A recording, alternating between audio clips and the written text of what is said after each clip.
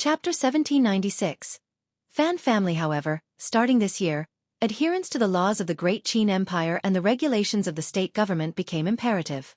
Although the large and small family clans associated with the three major families were reluctant, they dared not defy them.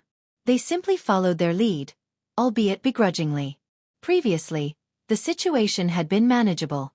But with the imminent autumn harvest, it became evident that the Fan family, boasting a vast plantation spanning 150,000 acres, would face substantial tax obligations under Great Qin law.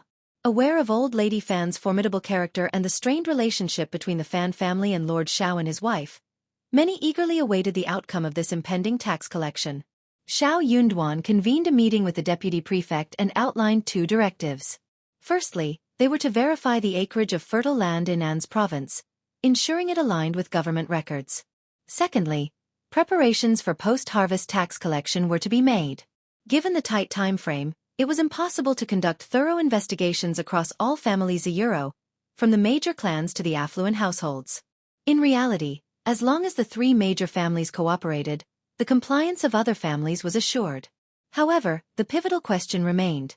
Would the three great clans, especially the Fan clan, cooperate? As Xiao Yunduan broached the subject, silence enveloped the room. After a moment, he glanced at his colleagues. This matter concerns the stability of An's province and each one of us. Does anyone have anything to add? Taxation was essential for funding various public projects vital to the welfare of An's province's residents, including infrastructure repairs, canal maintenance, and provisions for emergencies like famine or shortages. Initially, a portion of the taxes collected across various regions was expected to be remitted to the national treasury. However, An's province operated under unique circumstances. For over a decade, it hadn't forwarded any taxes to the imperial court. Naturally, the imperial court wasn't inclined to provide funds to An's province without justification. The province had to rely on its own resources. Any prefect daring enough to request funds for food distribution risked investigation by imperial officials. Failure to justify such requests would spell trouble for the prefect. It was deemed unreasonable for a region to be self-sufficient without contributing taxes. Consequently, prefects refrained from petitioning the imperial court for financial aid, preferring instead to borrow from local affluent individuals. Given the prevailing submission, dissent was unheard of. Yet, An's province defied conventional norms. Here strength often trumped logic. Xiao Yunduan grinned. In that case, let's proceed as follows. Deputy Prefect, you'll oversee the land inspection. Within 10 days, we'll scrutinize the holdings of the three major families.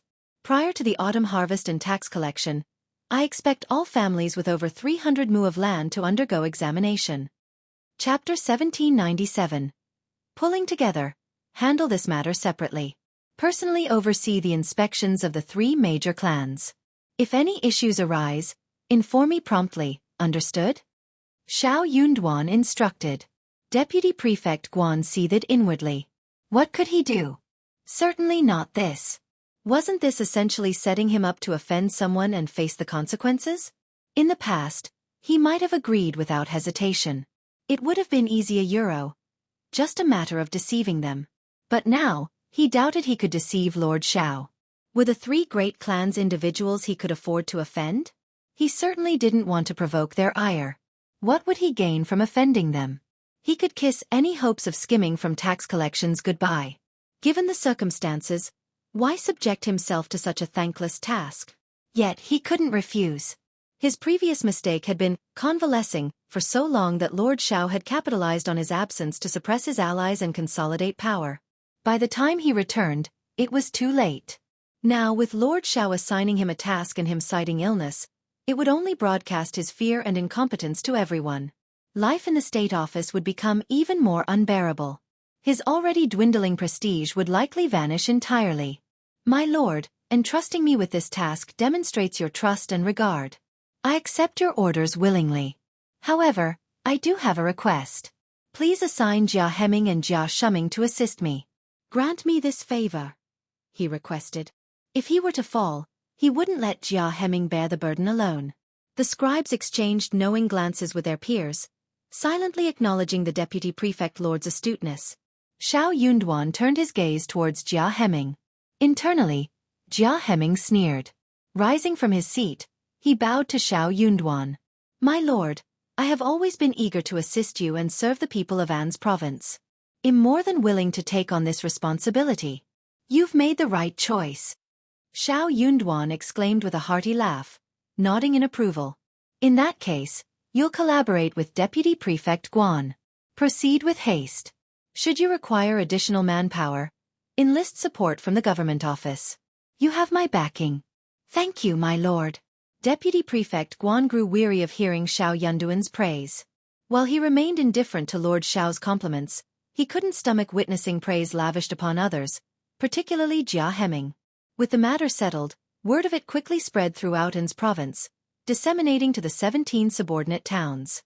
The Mei family possessed the smallest tract of fertile land, concealing a mere 2,000 mu. However, they hadn't intentionally obscured this information. It simply hadn't been worth the trouble to register with the government. Regardless, their tax payments were deemed acceptable, sparing them from serious scrutiny. The Mei family viewed the issue as inconsequential, intending to rectify it in due course. They deemed it unwise to engage in conflict with the prefect lord over such a trivial matter. Similarly, the Hua family, ever cautious, found themselves in a similar predicament. They neglected to record land acquisitions out of convenience, confident they could rectify any oversights when necessary, all while maintaining cordial relations with Lord Xiao. Given Lord Xiao's formidable reputation, the Fan family, still nursing resentments from prior misfortune, opted to refrain from provoking further ire. Chapter 1798. Deliberately targeting. Thankfully, Lord Xiao proved to be a reasonable man, refraining from exploitation or seeking undue favors. Consequently, the burden on their shoulders remained manageable.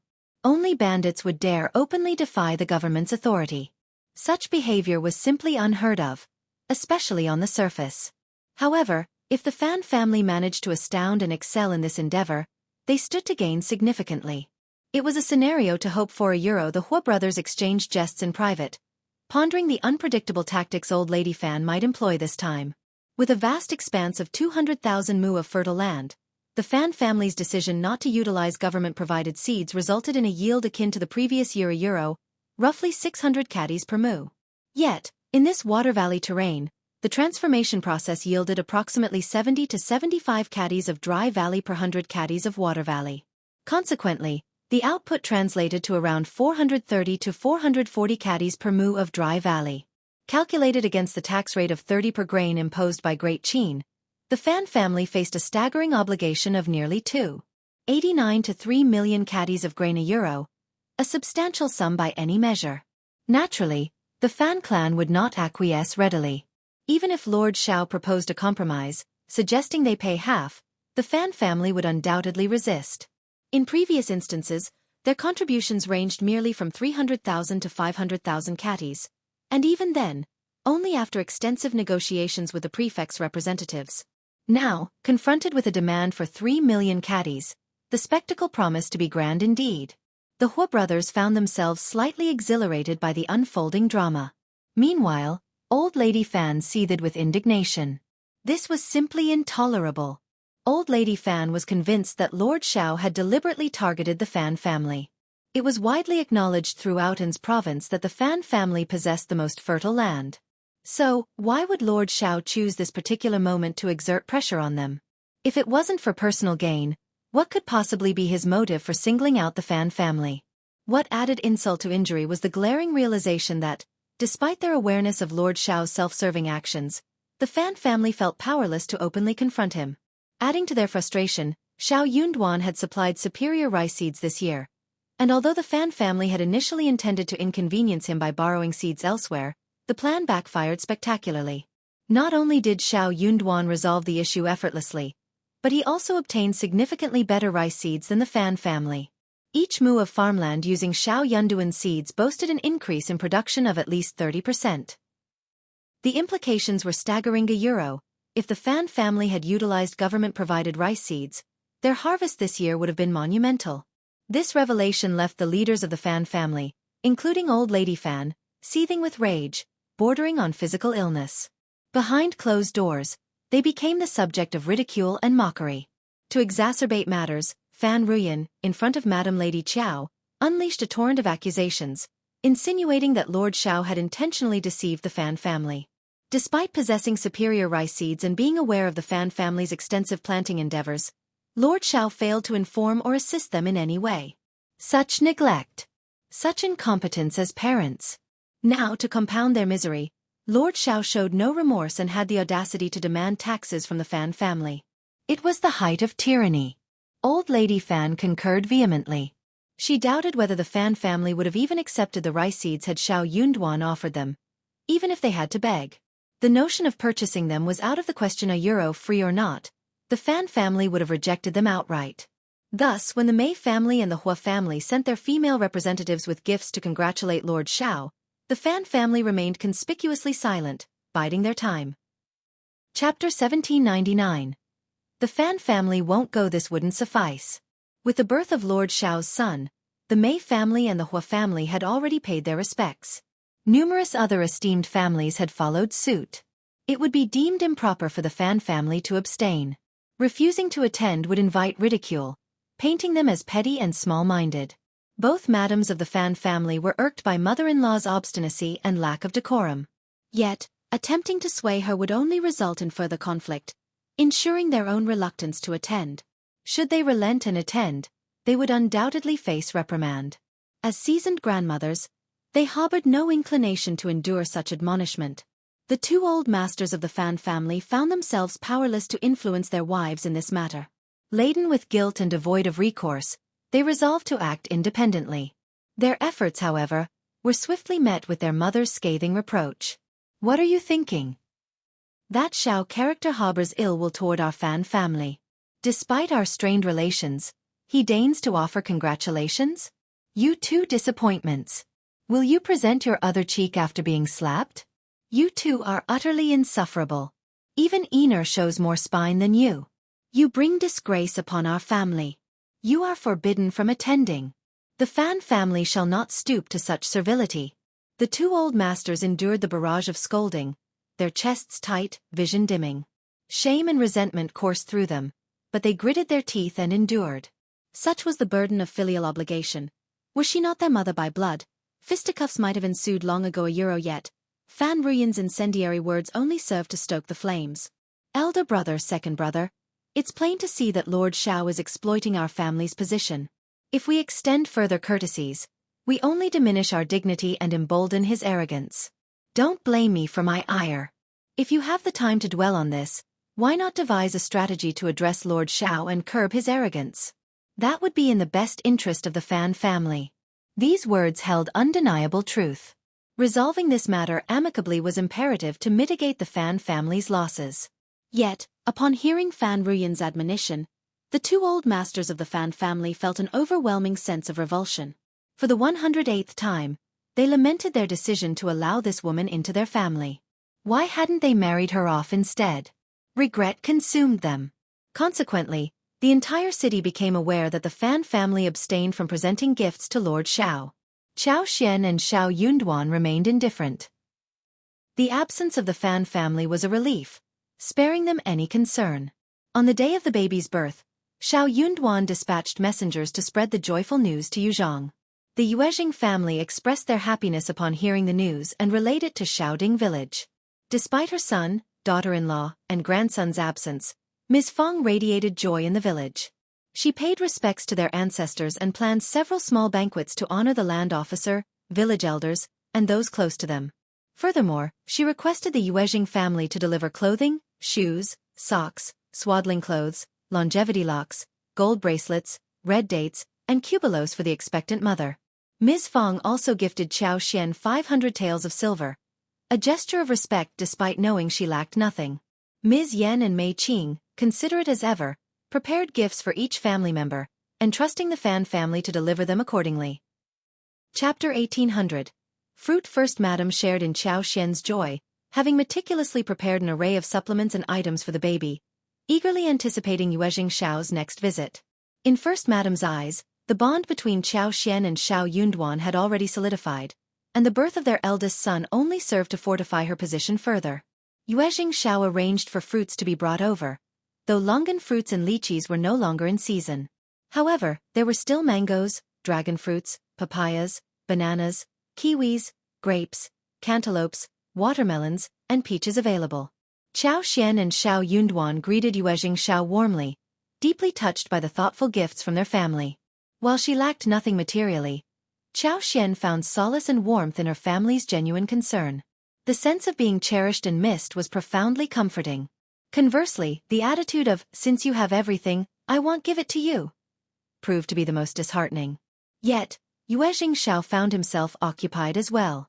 He stayed for 2 nights, marveling at the newborn before returning home. He had pledged to attend the 1-month-old celebration, fulfilling his promise. Simultaneously, he sought to convey his mother's desire to attend. However, he pondered its appropriateness. Qiao Xian held a deep respect and gratitude towards First Madame Lezhang. Naturally, she hoped First Madame Lezhang could attend the baby's 1-month-old banquet, alongside all the Shaoding village family members. Unfortunately, it was not the opportune time. It would be deemed inappropriate. An's province was not safe yet, and there would be too many people around. If someone sneaked in and she and Xiao Yunduan could not take care of them, it would be very troublesome. You would never know what was coming next. Qiao Xian and Xiao Yunduan had no choice but to turn him down. Apparently, Xiao had already expected that this would happen. He did not mind it at all. Instead, he comforted them with a smile. "Lord Xiao and sister-in-law, don't feel guilty.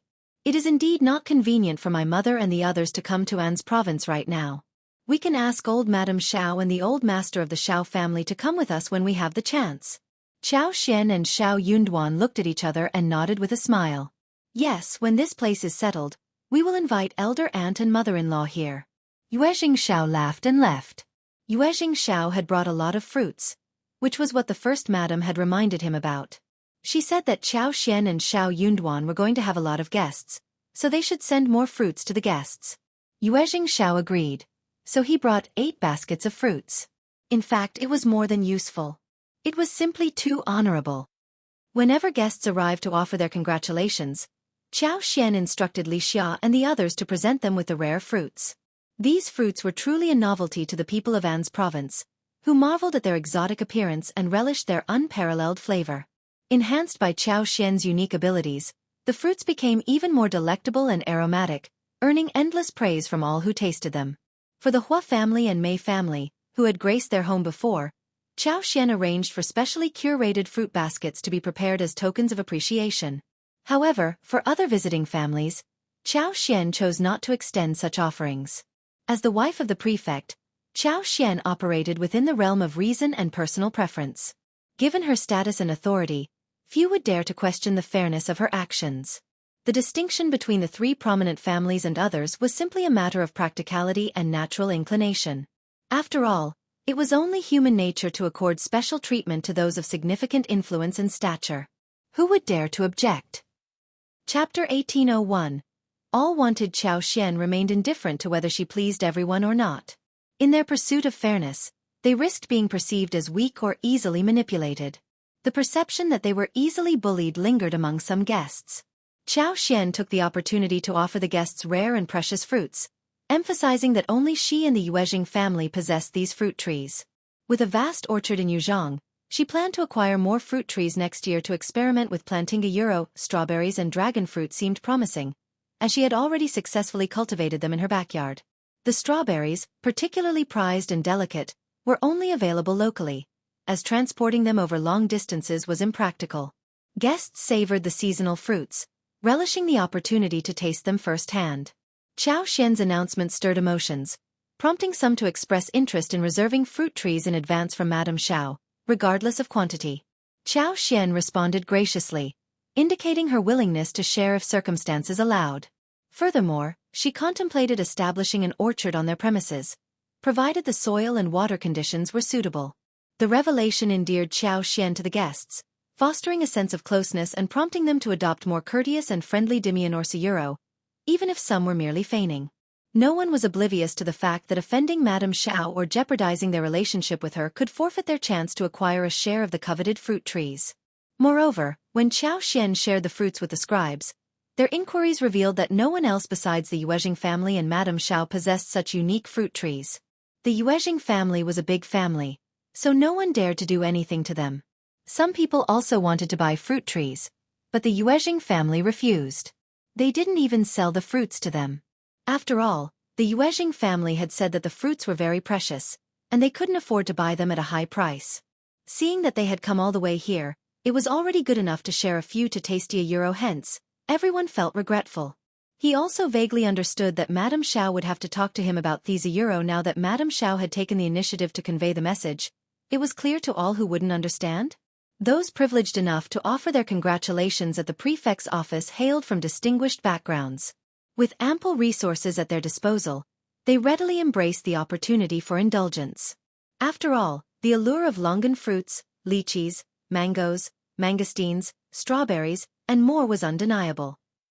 Once tasted, their exquisite flavors lingered in memory, leaving an enduring longing. It was only natural to avoid offending Madame Xiao and Lord Xiao in such circumstances. The Fan clan seethed with renewed anger. While other families dutifully paid their respects at the state office, the conspicuous absence of the Fan family served as a pointed protest against Xiao Yunduan and Xiao Xian. However, they did not anticipate that attendees would be treated to the exquisite taste of such precious fruits. Two scribes, previously gifted with lychees, longans, and dragon fruits, shared their bounty with the Fan family. Delighted by the flavors, even old lady Fan indulged in a taste. Fan Ruyan and her daughter Bai Rue developed a particular fondness for lychees and longans. Despite efforts to procure more through the housekeeper, their quest remained unfulfilled. Chapter 1802. On purpose Fan Ruyan and her mother harbored deep dissatisfaction. Upon learning that, aside from the Xiao family and the Yuezhing family, no one else possessed these fruits, they reluctantly resigned themselves to the situation. Attempting to threaten Lord Xiao was futile. The Yuezhing family's status transcended mere familial ties within An's province. Despite the Fan family's influence, they were powerless to alter the situation. Moreover, the Yuezhing family's comparable power level only exacerbated the Fan family's frustration. To add insult to injury, before they could extend their congratulations at the state office, they were denied the opportunity to taste the prized fruits. Their indignation heightened when they learned that Madame Xiao had generously sent 2 large fruit baskets to the Mei family and the Hua family. Laden with mangoes, kiwis, bananas, dragon fruits, mangosteens, and the most precious strawberries, the baskets were overflowing. Rather than framing it as a reciprocal gift, Madame Xiao described it as a special treat for them to enjoy. The conspicuous omission of the Fan clan stung like a slap to the face. Old lady Fan seethed with fury. Fan Ruyan accused Xiao Xian of arrogance and disrespect towards the Fan family. Upon hearing of this, Xiao Xian forthrightly admitted that she lacked sufficient fruits but pledged to share with the Fan family if more were available. However, priority would be given to guests and the 3 congratulatory families. Any surplus fruits would then be allocated to those who had not received them during the congratulations. The implication was clear. Fairness would be upheld, but the Fan family, as newcomers, would not be prioritized. This rationale only fueled old lady Fan and her daughter's ire even further. It's evident that Lord Xiao abused his power for personal gain, publicly humiliating and bullying our Fan family first. When we stood up in protest, they twisted the narrative to make it seem like we were the instigators. As expected, they'll let them do as they please. Mother, our family can't afford to retreat or admit defeat this time. Otherwise, we'll lose our standing in An's province. Fan Ruyan seethed with fury. A person of great dignity, she had presumed that her respected and flattered status in An's province would guarantee different treatment from Madame Xiao. Unexpectedly, Madame Xiao did not treat her differently. She had harbored resentment for some time and was biding her time. What Fan Ruyan failed to realize was her own arrogance and obstinacy. Old lady Fan's protective nature and the Fan family's status as one of the 3 prominent families in An's province shielded her from disobedience or flattery from smaller clans. The Mei family and the Hua family were well aware of her personality and typically avoided confrontation. Furthermore, she hesitated to push too far with them, fearing repercussions. Unbeknownst to Fan Ruyan, many women tolerated and flattered her outwardly while secretly plotting her downfall. Just wait and see. One day, someone will teach her a lesson. And now, that day seemed to have arrived, with countless individuals silently applauding behind her back. Old lady Fan remained resolute on the matter of taxes. 3 million kilograms of dry grains equated to a considerable sum, given the current market prices. No family would willingly part with such a significant amount of wealth without just cause. Chapter 1803. Think of a way. More importantly, this cycle of losses would persist indefinitely into the future, resulting in significant long-term repercussions. Adding to the strain, the relationship between the Fan family and Lord Xiao had deteriorated to the point where they couldn't afford any further loss of reputation. Old Lady Fan concurred, summoning her two sons and inquiring about any viable solutions they might have devised. Their plan had initially revolved around a private meeting with Lord Xiao, offering him increased benefits compared to previous years in a plea for leniency. Yet, despite their efforts, when Lord Xiao greeted them warmly, he steadfastly refused their offerings, opting instead to lecture them tirelessly on the laws of the great Qin Empire. The elder members of the Fan family found themselves rendered speechless, their chests constricted with tension. First Old Master Fan clenched his teeth, realizing that even doubling the benefits promised to Lord Xiao failed to sway him. Meanwhile, a bitter smile crept onto the face of the other elder, First Old Master Fan, as he acknowledged Lord Xiao's indifference to their modest offerings. It seemed evident that such a trifling sum held no allure for him, especially considering his substantial wealth, which surpassed 600,000 taels of silver without hesitation. With covert operations ruled out, the two elders reluctantly abandoned their initial strategy, compelled to explore alternative avenues. Even in the absence of their mother's prompting, they were already racking their brains to devise a solution. After all, enduring such annual losses over an extended period was simply untenable. Learning of their failed attempt to persuade Xiao Yunduan, Old Lady Fan's expression soured with a mixture of anger and disdain. Why must you subject yourselves to such humiliation? Lord Xiao will not yield unless we offer him everything we possess. Mother speaks the truth. Elder brother, second brother, your judgment has faltered. Are you not aware of the true nature of Lord Xiao and his wife? Do you not grasp how they regard our family? Why must you persist in this futile endeavor? In my estimation, even if we were to seek an audience, Lord Xiao would remain elusive. Would it not be wiser to approach Deputy Prefect Guan instead? The two elder members of the Fan family were taken aback. A realization dawning upon them. Second Old Master Fan furrowed his brow once more. But can Deputy Prefect Guan assist us, considering his responsibilities over field investigations and tax collection? Old Lady Fan scoffed, her tone sharp. Isn't that convenient? Precisely because he oversees these matters, it's fitting. Deputy Prefect Guan has been stationed in An's province for a decade. What doesn't he know? I refuse to believe there's no one loyal to him within the government office. If he truly wished to conceal something from that Xiao character, it would be child's play. Why didn't you two consider this? Thankfully, we have the insight of the younger generation. The countenances of the two elder Fan masters soured. Yet, Fan Ruyan interjected with a smile. Mother, don't fault elder brother and second brother. It simply slipped their minds momentarily. Besides, as a member of the Fan family, it's my duty to contribute. I always knew you were capable and dutiful. The two elder Fan masters remained silent, their spirits dampened. Having failed to secure an audience with Xiao Yunduan, they hesitated to approach Deputy Prefect Guan directly. Instead, they dispatched a representative to gather information about the inner workings of the office. Failure to devise a successful strategy would leave them with few alternatives. After all, who would willingly abandon such a significant matter without exerting every effort? Their inquiries, however, yielded increasingly shocking revelations. Having no official ties to the government, they had paid scant attention to the affairs of the state office. Their knowledge was limited to the reputation of Lord Xiao's authoritarian rule, and the exodus of many long-standing officials and scribes from the government office. Chapter 1804. They are done. This was a common occurrence. As the saying goes, a new emperor brings new ministers. Who could fault Lord Xiao for strategically placing his own allies within the government office? Such tactics were par for the course. However, what caught them off guard was the outcome of the clashes between Lord Xiao and Deputy Prefect Guan.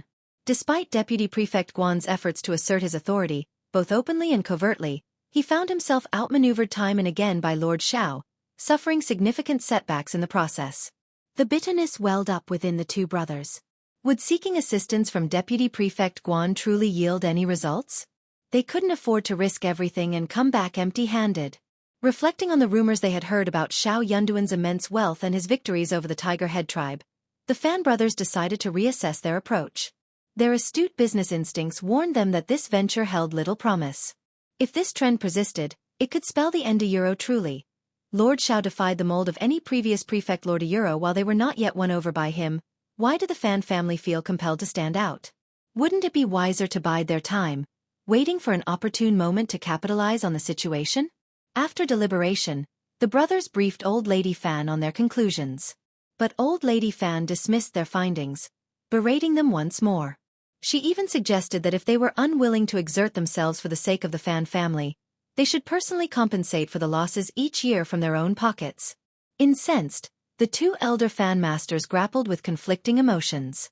Why should they foot the bill while benefiting another family?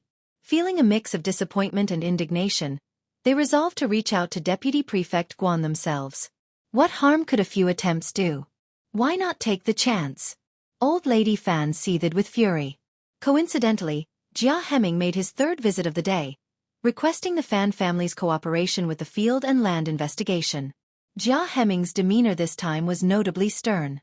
Armed with documents from Xiao Yunduan, he handed them over to the Fan family's butler. His resolute stance made it clear that he intended to commence comparing documents the following morning, scrutinizing discrepancies. Should the Fan family refuse to cooperate, he warned, bailiffs would be compelled to enter the premises. Old Lady Fan's anger surged. She ordered the gatekeeper to eject Jia Heming from the premises. After all, Lord Xiao held the position of prefect. While she might be powerless against him, she couldn't tolerate such insolence from a mere underling. The Fan clan hadn't sunk so low as to endure such disrespect. Fan Ruyan shared in her grandmother's indignation. With a disdainful smirk she remarked, using a chicken feather as an arrow indeed. Just a lowly scribe. In the days of the previous Lord Prefect, even such a minor functionary would bow respectfully in our presence. This is utterly preposterous.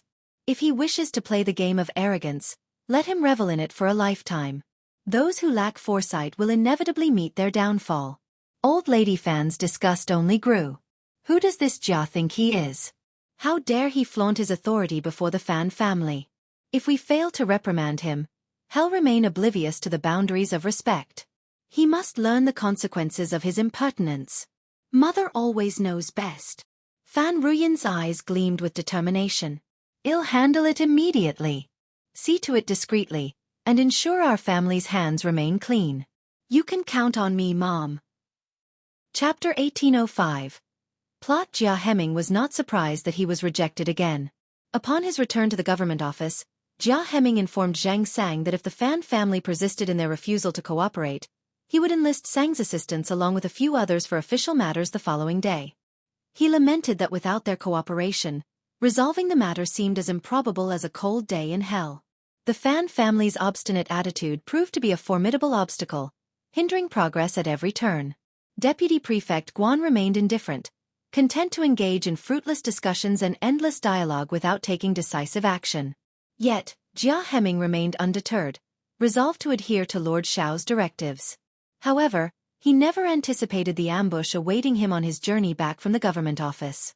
As he gradually regained consciousness, the moon hung high in the sky, its pale glow casting an eerie light. The stifling humidity of midsummer lingered, suffocating and oppressive in the still night air. Every movement sent waves of agony coursing through his body, from his head to his arms and legs. As he gingerly touched a tender spot at the corner of his mouth, the broken and scabbed skin elicited a sharp pain. Surveying the desolate alley where he lay, a sense of foreboding washed over him.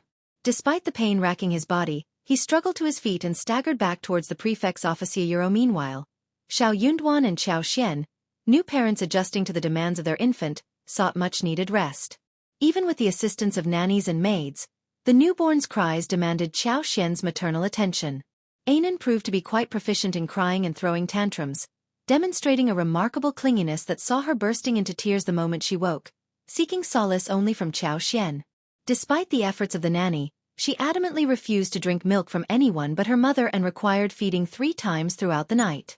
As a result, the nanny and maids primarily assisted with basic tasks such as changing diapers, adjusting bedding, and entertaining Anan when she was awake. Xiao Xian briefly contemplated allowing Anan to cry it out and rely on the servants for comfort, but her maternal instincts won out each time, unable to bear her child's distress. Ultimately, Xiao Xian resigned herself to the situation, recognizing that Ainan's preference for her was due to their biological bond. Despite the challenges, she found solace in the assistance of household staff and occasional support from her husband. It wasn't that Xiao Xian hadn't considered letting Ainan cry and allowing the nanny and maids to tend to him. Perhaps he would grow accustomed to it with time. But she couldn't bring herself to do it. Ainan would start crying pitifully, and within moments, Xiao Xian's heart would melt with sympathy once more. In the end, she decided to let things be. Her baby was drawn to her because she was his biological mother. Why should she force herself to appear as a distant stepmother? With a servant to assist her, she was spared the burden of household chores. Her husband's occasional help and companionship were enough for her to manage. That was sufficient for Xiao Xian. The first stretch of Ainan's nightly slumber was typically the most peaceful and longest, offering Xiao Xian a precious window for rest after her demanding days. However, even in her exhausted state, Xiao Xian often found herself roused from sleep, unable to fully indulge in intimacy with her husband as fatigue overtook her. Now, just as she had managed to drift off, Lixia's hesitant voice pierced the silence of the tent. A Euro constable's son by mentioned that Scribe Jia is here. He's badly injured, Lord. Euro Xiao Yunduan's demeanor shifted immediately. I'll go see him. Upon hearing this, Xiao Xian's mind snapped back to awareness. Could the Fan family be behind Jia's attack? She inquired, her concern evident. Chapter 1806. Bold Xiao Yunduan's expression twisted into a sneer. No doubt it's their doing. Rest, my wife. I'll return once I've dealt with these. Euro Xiao Xian nodded, her concern evident. Please go quickly. Jia Heming must be badly hurt. Don't disappoint him. Xiao Yunduan wasted no time and headed towards Jia Heming's location. The urgency of Sun Bei's report hinted at the severity of Jia's injuries. Upon arrival, Xiao Yunduan was met with the sounds of Jia Heming's screams of pain emanating from the treatment room. He halted the well-wishers and approached Jia Heming directly. How serious is it? Are you in good hands? The doctor greeted him respectfully before offering his assessment. Lord, the injuries are mostly external, but there are more severe wounds on his left leg, arm, and lower back, including internal injuries. I've prepared medication to be taken thrice daily. If his condition stabilizes after 3 days, we can expect improvement. However, we must monitor for signs of concussion. He must rest and avoid strenuous activity. We'll reassess his condition in 3 days. Some of the external injuries will heal with proper treatment. The doctor's sympathetic sigh hinted at the severity of Jia's ordeal. Who could have orchestrated such a vicious attack against Scribe Jia? Jia Heming grimaced through the pain, his voice strained with bitterness. It's my own incompetence that led to this. I never anticipated such a betrayal. Euro Xiao Yunduan's features hardened. Nor did I. Even he was taken aback by the audacity of the Fan clan's actions. Jia Heming, a scribe from the state government office, had approached the Fan family for official business. Not only did they refuse to cooperate, but they also had the audacity to confront him after he issued an ultimatum. Despite lacking intermediate officials or cultivated talents in the imperial court, the Fan family dared to provoke the officials to such an extent. A true local troublemaker. Given their lawlessness, Xiao Yunduan couldn't fault Jia for his predicament. With the doctor gone, Xiao Yunduan spoke in a hushed tone, urging Jia to recount the events slowly to avoid aggravating his wounds. Grateful for the Lord's attention, Jia Heming began by detailing the Fan family's refusal to cooperate with official matters. Their behavior had escalated, culminating in a confrontation when he issued the ultimatum. Initially, he was met with silence from the Fan family, but when he persisted, their servants aggressively chased him away. His fate didn't surprise him. However, upon returning home that evening, he fell victim to a plot. Euro Xiao Yunduan turned to Sun Bai, his gaze unwavering. Find out who's responsible and bring them to me. Then, launch an investigation into the Fan family. I want certainty.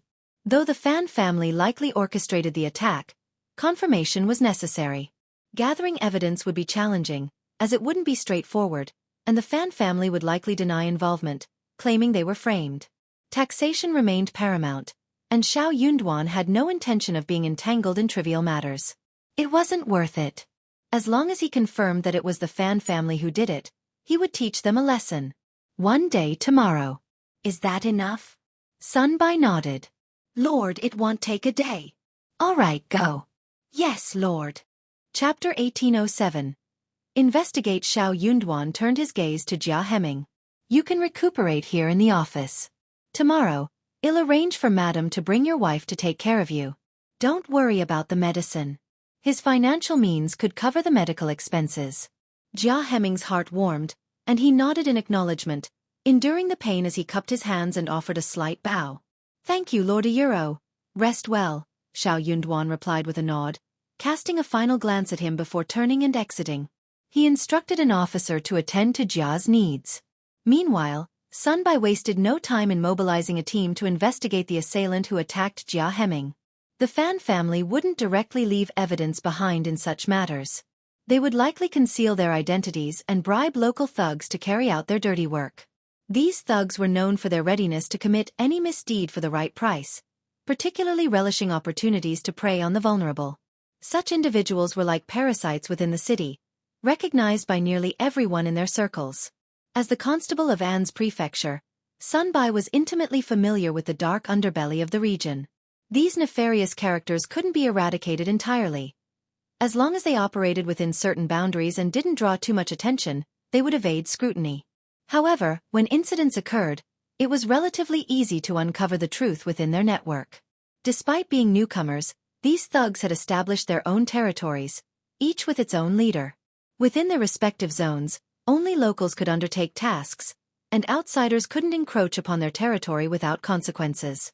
However, if someone from another area undertook a job and passed it along, they would receive a portion of the proceeds. An's province, with its relatively small population and straightforward demographics, was rife with banditry, particularly due to the presence of several bandit nests nearby. These groups placed great emphasis on territorial boundaries, instilling fear in anyone who dared to infringe upon their domain. Sun Bai was well aware of these dynamics. While a powerful clan like the Fan family might not grasp the intricacies of the underworld, he did. All he needed to do was locate the gang leader in the area and inquire about who had accepted the job that night. Fear of reprisal from the authorities kept most people compliant, but outright resistance was another matter entirely. There was no need for Sun Bai to undertake this task personally. Accompanied by two skilled and trusted aides, he stealthily infiltrated the Fan family's mansion under the cover of night. The Fan family employed 2 martial artists to guard their estate, along with training their young and robust servants in basic combat techniques. Such precautions were common among the affluent families of An's province, where wealth often meant being a target for various threats. In the martial arts world, home guards required considerable upkeep. They demanded quality food, clothing, lodging, transportation, and even a servant, with the going rate this year hovering around 500 taels. The better the guard, the higher the price commanded. Take, for instance, the Mei family's renowned guards, each fetching a yearly salary of 1,000 taels of silver for their services. However, the Fan clan operated differently. They needed robust manpower for woodcutting and transportation in the mountains, preparing for potential emergencies. Consequently, they couldn't afford such lavish expenditures. Their guards were paid a modest sum of 400 taels annually, reflecting their limited martial prowess. With such lax security, sneaking in for Sun Bai would be as effortless as flipping his hand. It seemed unlikely that the 2 old masters of the Fan family would orchestrate such a clumsy scheme. More likely culprits were either old Lady Fan herself or the great aunt who had inherited her cunning. Interrogating their trusted aides wouldn't prove too troublesome. Chapter 1808. Capture. Xiao Yunduan's inevitable clash with the 3 big families loomed closer with each passing day. Since his arrival, Sun Bai and his team had meticulously gathered intelligence on the inner workings of these influential households, familiarizing themselves with the layouts of their mansions. Without hesitation, Sun Bai made his move, targeting Fan Ruyan and her husband's courtyard. Fortune smiled upon him as he apprehended Granny Hang, Fan Ruyan's confidante, in the dead of night. Awakening to a sharp blade at her neck, the old woman trembled in terror, spilling every detail at Sun Bai's prompting. She absolved herself of blame, insisting she was merely a messenger, with Madame Yuejing and Fan Ruyan orchestrating the scheme through the housekeeper. Unmoved by her pleas, Sun Bai swiftly rendered her unconscious and departed under the cloak of darkness. Simultaneously, the government office executed another successful arrest. Locating the local gang leader, they briefed him on the situation. With a knowing smile, the The gang leader promptly dispatched his subordinates to investigate. In less than 2 hours, they had their suspects. 4 individuals, quivering with fear, were brought in for questioning. These street-smart individuals swiftly realized the gravity of their situation. Having accepted a job mere hours earlier, each pocketing 8 taels of silver, they now found themselves in custody. It was clear that their sudden apprehension was no coincidence. In the shadows of the night, the intricate web of deception and intrigue continued to unravel. Regret gnawed at the 4 of them. They knew they shouldn't have accepted the job. Stealing small items from market stalls was one thing, but crossing paths with officials was an entirely different matter. Even though Jia Heming was just a lowly scribe, harming him was akin to insulting the entire government office. Their ill-fated decision had caught up with them. Trembling with fear, they dared not deceive their boss. Confessing immediately, they knelt on the ground, pleading for clemency. But mercy was not forthcoming. They were swiftly escorted back to the government office and thrown into jail. The following morning, Xiao Yunduan oversaw a public interrogation. The 4 were swiftly convicted, sentenced to 30 strokes of the cane, a fine of 20 taels of silver, and 6 months' imprisonment. Meanwhile, news of the proceedings reached Jia Heming's wife, Ms. Fong, who had come to the office to check on him. Witnessing the swift justice being meted out, she felt a sense of vindication. Wiping away her tears, she hurried back to her husband's side. Grateful for the support, she reflected on the kindness shown by Lord and Lady Xiao.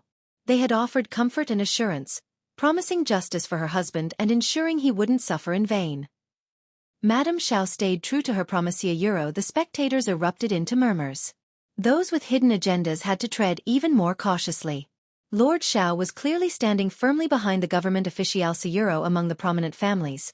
It was widely believed that the Fan family was behind this incident.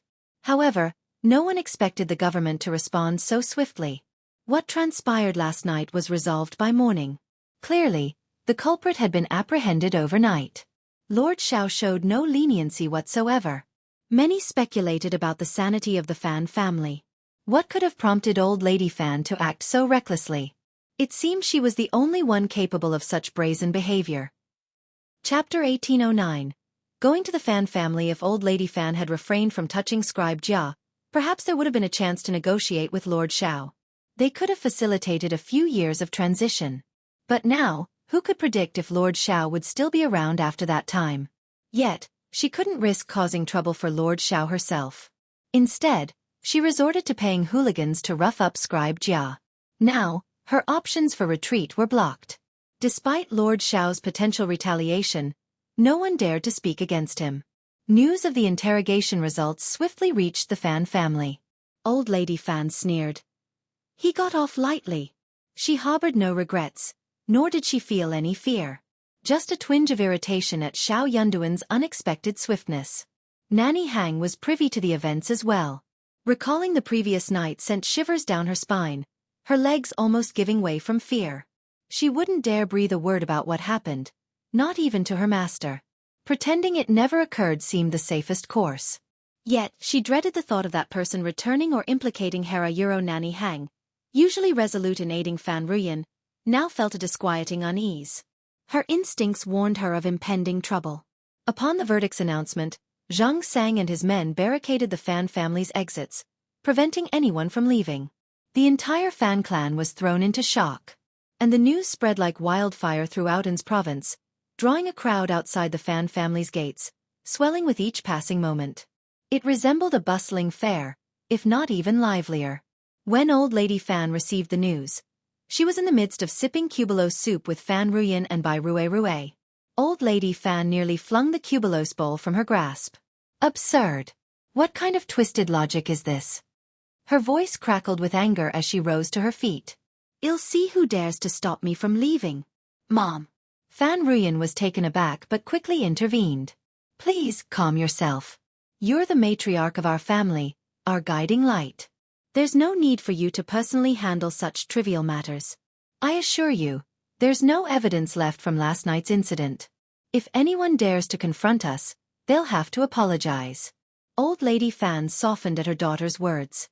If you say so, then fine. Fan Ruyan smiled reassuringly. I'm certain. The silver he handed over appeared as ordinary banknotes. The messenger sent to deal with the hooligans was a trusted servant from the village, his face obscured. As for witnesses, they were easily swayed or coerced by the government into falsehoods and framing others. Lord Xiao's influence was indeed formidable. And where were elder brother and second brother when all this happened? And sister-in-law and second sister-in-law Euro Fan Ruyan seized any opportunity to tease her siblings, a habit she couldn't seem to break. Old Lady Fan's expression darkened at the mention, a disdainful snort escaping her lips. First Old Master Fan and second Old Master Fan rushed in, their wives trailing anxiously behind. Mother, what's happening? Yes, what is Lord Xiao playing at? Despite her initial displeasure at Fan Ruyan's jab, Old Lady Fan's frustration dwindled slightly. Chapter 18:10. Locking the door. Why would I know? Are you here to interrogate me? Eldest Old Master, second Old Master, and their wives stood in stunned silence, exchanging bewildered glances. They couldn't fathom why their mother was once again directing her anger towards them. First Madame Fan and second Mrs. Fan, positioned nearby with lowered heads, inwardly sneered. Was there even a need to ask? Couldn't they see who was standing right here? Had she ever refrained from meddling? No, Mother, please don't misunderstand. We came specifically to discuss how to handle this situation, Eldest Old Master stammered. Yes. Second Old Master chimed in. Old Lady Fan's sneer deepened. They're already at our doorstep. What do you propose? They want to accuse the Fan family without evidence. Do they think we're pushovers? Chase them away quickly. Initially, the two old masters harbored some hope, but now, they were convinced their mother must have orchestrated the assault on Jia Heming the previous night. And their biological sister was likely involved too. They felt utterly powerless. This wasn't the time for reckless confrontation with Lord Xiao. They needed to strategize, consider all options and escape routes before making a move. How could they act so impulsively? Jia Heming was a clerk from the state government office, a member of the government. Everyone in An's province knew he was Lord Xiao's right-hand man. Striking him would be a direct affront to Lord Xiao. Was Lord Xiao someone to trifle with? The individuals assaulted the previous night and the hired hooligans were apprehended. Today, the hooligans faced severe punishment, and now, someone had come to the Fan Familia Euro. The two brothers sighed inwardly, knowing better than to criticize their mother. They often joked that their biological sister could provoke their mother with just 10 words. Mother, fret not. We'll handle the negotiations. Without evidence, it's not easy to tarnish our family's name, Eldest Old Master assured. Then get on with it. Old Lady Fan snapped. The brothers felt a slight relief. If their mother spoke so confidently, the other party likely lacked evidence. They trusted her judgment. Though she could be domineering, she wouldn't leave herself vulnerable to accusations. As long as there was no evidence, they should be fine. Accompanied by the butler, guards, and servants, the brothers swung the door open with a resounding bang, fixing stern gazes on Xianxia and his cohorts. The air grew taut, charged with tension. Constable Zheng, what's the meaning of this? Eldest Old Master's voice cut through the silence, his demeanor icy. Xianxia met his gaze squarely. He scoffed, a faint smile playing on his lips. Are you truly unaware, or are you feigning ignorance? Don't play dumb. Second Old Master retorted sharply. Constable Zheng, refrain from baseless accusations. Evidence is required for any claims. Indeed. Lord Xiao is known for his integrity and clear judgment. It's inconceivable he would resort to tyranny, Eldest Old Master added. Xianxia chuckled. Our Lord embodies fairness and clarity, which sometimes invites the misconception that he's easily manipulated. It's best you come clean now. Refusal may not bode well. Preposterous. Second Old Master snapped. We won't confess to a crime we didn't commit. Just because Scribe Jia was assaulted doesn't implicate our family. Without evidence, you have no grounds to target us. Chapter 18:11. To reveal what one was intended to hide. First Old Master Fan sneered, his gaze challenging. Xianxia met his stare head-on. Do you share his sentiment? Absolutely, First Old Master Fan replied, his tone deliberate. We believe in reason and legality. Xianxia smirked. So, you also believe Scribe Jia's situation has no bearing on your family? It's irrelevant. Xianxia's smirk deepened. Interesting. So the assault on Scribe Jia, leaving him severely injured, is entirely disconnected from the Fan family. But when did I mention Scribe Jia? Realization dawned on the faces of those present. Indeed, Constable Zhang had never once mentioned Scribe Jia. The Fan family's old masters had brought him up unprompted. It was a clear indication of guilt, a slip-up revealing what they sought to conceal. The two old masters stood dumbfounded, realizing they'd been outmaneuvered. Though not admissible in court, the implication was glaring to all present, a humiliating blow. Scribe Jia's assault last night and Constable Zhang's visit this morning naturally raised suspicions. Why else would you be here? First Old Master attempted to rationalize. Zhang Sang scoffed. You truly don't know why I'm here? Yet, you immediately jumped to the conclusion of Scribe Jia's involvement. Perhaps you're overly perceptive or conveniently forgetful. Make yourself clear. Second Old Master Fan had learned his lesson and was no longer led by the nose by him. Zhang Sang brandished the document Jia Hemming had delivered to the Fan family the previous day, his tone icy. Scribe Jia has visited your premises thrice. You should be well aware of his purpose. Today marks the deadline for your cooperation with the government's investigation into your fields. Refusal will result in consequences. So, will you accompany me now to aid in the thorough investigation? Or shall I proceed to seal the residence? Lord Shao insists on resolution today. Non-compliance will lead to immediate sealing of your residence, followed by your shops tomorrow. Subsequently, stewards from all Fan family farms will be summoned to the government office until you comply. Mind you, Lord Shao cares for his subjects like his own kin. Your family may dispatch one individual, accompanied by 2 servants, for daily purchases. However, all carriages must undergo inspection, with only the coachman permitted to accompany them. Do you two have anything else to say? The hearts of the 2 old masters of the Fan family turned cold. They had really forgotten about this. This was because they had never thought that the government would have the guts to do this to the Fan family. They were acutely aware of the numerous fertile fields the Fan clan had kept hidden and unregistered. If they were to rectify this now, it would mean relinquishing further sums of money annually. And the inevitable upheaval at their mother's residence loomed large. They might even have to dip into their personal funds to smooth things over. The mere thought of it caused a pang of anxiety. Among the onlookers, murmurs spread like wildfire. So that's the situation. Lord Shao means business. It's about time. Why do these wealthy families avoid taxes? Exactly. With all their wealth, they still resort to such underhanded tactics. Shameless greed, I say. Chapter 1812. Mixing, the richer you are, the stingier you are. Who would think that they have too much money? That's what Lord Shao should do. These 2 old masters are interesting. They actually forgot such a big matter and actually confessed. Hang on. Zhang Sang's gaze gleamed with confidence.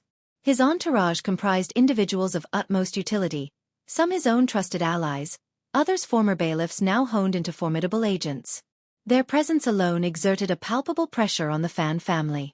And even if, by some miracle, the Fan family could muster the strength to oppose them, who would dare attack officials in broad daylight, especially after witnessing the fate of those hooligans? Risking a beating and imprisonment was simply unthinkable.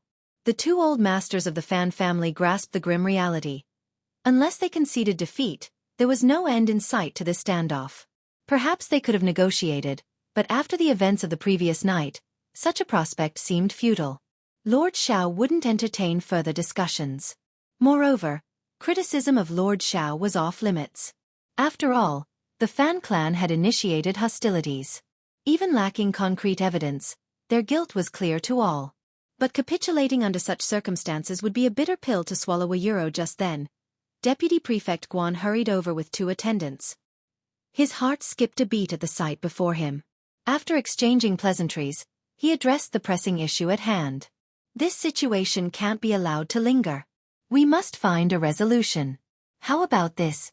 First Old Master Fan, Second Old Master Fan, let's convene inside and discuss matters further. Seeing a potential resolution, the 2 old masters of the Fan family breathed a sigh of relief, nodding in agreement as they courteously ushered Deputy Prefect Guan into the Fan residence. Having Deputy Prefect Guan present was ideal. He could facilitate discussions with their mother. Zhang Sang raised no objections, personally positioning his men to guard the residence's entrance, ensuring no one could leave while allowing entry. He mused that Lord Xiao's judgment had been correct. Deputy Prefect Guan should have remained in the crowd, intervening only as a last resort. Since Lord Xiao had assigned this task to him, it was fitting for him to take charge now. He anticipated the outcome of negotiations between Deputy Prefect Guan and the Fan family. Old Lady Fan was notorious for her stubbornness. As expected, Old Lady Fan erupted in fury, hurling curses in Deputy Prefect Guan's direction. Though not explicitly directed at him, he still felt uneasy. After all, he held a middling official position. Yet, Deputy Prefect Guan lacked the confidence and authority to confront the Fan family as Xiao Yunduan would. He had no choice but to endure Old Lady Fan's tirade, avoiding any direct association with the scolding. It was during this confrontation that Deputy Prefect Guan learned of the Fan family's extensive landholdings in Euro, over 260,000 mu, with only 150,000 mu officially registered with the government. Over 50,000 mu remained concealed. Considering the scarcity of paddy fields in An's province, this was a substantial sum, akin to the fertile lands of Jiangnan. Deputy Prefect Guan was stunned. Old Lady Fan adamantly refused to pay taxes on these unregistered lands, citing the family's historical contributions to the government. She implored Lord Xiao to show mercy, warning that further pressure from him would only lead to mutual destruction. Chapter 1813. Bold. The two old masters of the Fan family skillfully persuaded their mother while subtly hinting to Deputy Prefect Guan about the benefits they sought. Simultaneously, they exerted both coaxing and force to sway his decision. Deputy Prefect Guan found himself irresistibly drawn to the promised benefits from the Fan family, amounting to 200 taels of silver annually. Considering his salary fell short of this amount to him, this represented a significant sum, especially in his current financial predicament. Compounded by his failed instigation of the bailiffs, resulting in substantial financial losses he was in dire need of funds. Moreover, the Fan family's proposition held weight. As deputy prefect, his actions could easily go unnoticed by Xiao Yunduan. And even if they were discovered, Xiao Yunduan lacked the power to penalize him. Gritting his teeth, Deputy Prefect Guan reluctantly acquiesced. That day, negotiations between Deputy Prefect Guan and the Fan family concluded in a unanimous agreement. The family dispatched a butler, while Guan arranged for an investigation of the fertile lands. It was eventually discovered that the Fan family had neglected to register 10,000 mu of fertile fields with the government. Deputy Prefect Guan promptly reported the findings to Xiao Yunduan and rectified the oversight. Upon review, Xiao Yunduan nodded approvingly and instructed Deputy Prefect Guan to continue his duties. With the Fan clan serving as an example, subsequent tasks became more manageable. The Fan clan's resolute stance had nearly caused them embarrassment. None could match their determination. Though the Mei family and the Hua family might have posed comparably, their lack of interest in contention was apparent from the outset. Deputy Prefect Guan basked in his self-satisfaction, boasting profusely in the provincial office and metaphorically treading upon Jia Hemming. What use was Jia Hemming? He sneered. Incompetence, he concluded, was synonymous with trouble. Not only did they fail to resolve matters, but they also stirred up chaos, causing suffering not only for themselves but also for those around Thema Euro. Meanwhile, Jia Hemming, still recovering, seethed with anger. Yet Deputy Prefect Guan's satisfaction only swelled further. The Fan family, though outwardly accepting of the outcome, harbored deep dissatisfaction. Formerly paying nominal taxes, they now faced a staggering sum, forced to declare 160,000 mu, a substantial burden. This was a financial blow. Were it not for Lord Xiao's unwavering stance, they would not have capitulated so readily. Now, having concealed tens of thousands of mu, they salvaged what little dignity remained. The Fan clan, however, perceived no wrongdoing. Xiao had taken a sizable chunk from them. Could they not resist? Even if he were aware, turning a blind eye was expected to. This realization didn't escape others' notice. Observing the Fan clan's ability to conceal such vast holdings, many were tempted to follow suit. After all, who would complain of excess wealth? Hoarding seemed the prudent choice, a long-term strategia. Buoyed by this scheme, Deputy Prefect Guan grew bolder. Why should he pass up such a lucrative opportunity? He congratulated himself on a job well done. The resolution coincided with the approaching August 15th festival, with the autumn harvest following shortly after. During the Mid-Autumn Festival, Xiao Xian and Xiao Yunduan found themselves amidst a bustling gathering, far from the solitude of previous years. Ainan's appearance seemed to evolve daily. His once small eyebrows now flourished, framing his fair and tender visage. Adorable hardly captured his essence, particularly his captivating eyes, reminiscent of lustrous black grapes, shimmering with an enchanting watery allure capable of softening any heart. Though not yet a month old, he couldn't yet partake in moon-gazing, but he delighted in meeting the various guests. Among them were Zhang Sang, Ms. Song, Ms. Miao, and Qiao Qiao, all converging upon the state office for the festivities. With the addition of Mian Mian, Ah Yi, Sun Bai, Sun Qian, Songshi, Li Xia, Li Qiu, and Kai Yun, the atmosphere surpassed even that of the New Year celebrations. Chapter 1814. Mid-autumn Yuezhing Xiao dispatched a messenger to deliver an array of gifts. Fresh and rare fruits, delectable mooncakes, and assorted sweets adorned every corner, appearing effortlessly placed yet exuding an air of casual elegance. The children, delighted by the treats, bubbled with joy. Acknowledging the diligence of everyone in the office, Xiao Yunduan distributed 2 taels of silver as holiday bonuses along with 2 boxes of premium mooncakes from the esteemed Guanchuan garden in the city. A gesture extended even to the bailiffs. This gesture sparked a wave of jubilation and gratitude among the staff. Praises such as Lord Xiao's wisdom knows no bounds, and his kindness knows no limit, echoed, accompanied by expressions of unwavering loyalty. The outpouring of appreciation was boundless, a testament to the unprecedented treatment bestowed upon them. The mooncakes, crafted by the city's finest, Guanchuan garden, were not mere trifles. Each box contained 6 sumptuous pieces, priced at a considerable 100 copper coins per box. Furthermore, the inclusion of 2 taels of silver was significant. Even the most ordinary bailiffs and servants possessed such wealth. Considering their modest monthly earnings €, 2 taels for the bailiffs and 1 tael for the servants €, the bonus was indeed substantial. That evening, the east courtyard of the state government office transformed into a scene of festivity, with 5 large round tables accommodating all. The culinary feast, masterfully orchestrated by Ms. Song, Li Xia, and others under Qiao Xian's guidance, featured an impressive spread. From steamed mandarin fish to dongpa meat, potato chicken to braised ribs, and a plethora of other delectable dishes, the menu was a testament to their culinary prowess. Qiao Xian even saw fit to procure some fine wine for the occasion. Amidst the convivial atmosphere, Qiao Xian and Xiao Yunduan, once considered as intermediate figures, forged a bond as they engaged in lively conversation and shared laughter. As the moon hung high overhead, a mutual understanding prevailed among the attendees. Aware that Madame was still in confinement, they bid their farewells respectfully before relocating to continue their merriment. Ainan had been thoroughly entertained throughout the day, leaving him pleasantly fatigued and ready for a restful night's sleep. Meanwhile, Xiao Yunduan and Qiao Xian sat together by the window, gazing up at the radiant full moon above. Though Qiao Xian's appearance remained unchanged, her pale countenance gradually flushed with color. Her eyes sparkled with vitality, yet despite her energy, Xiao Yunduan remained steadfast in keeping her confined indoors during her recovery period.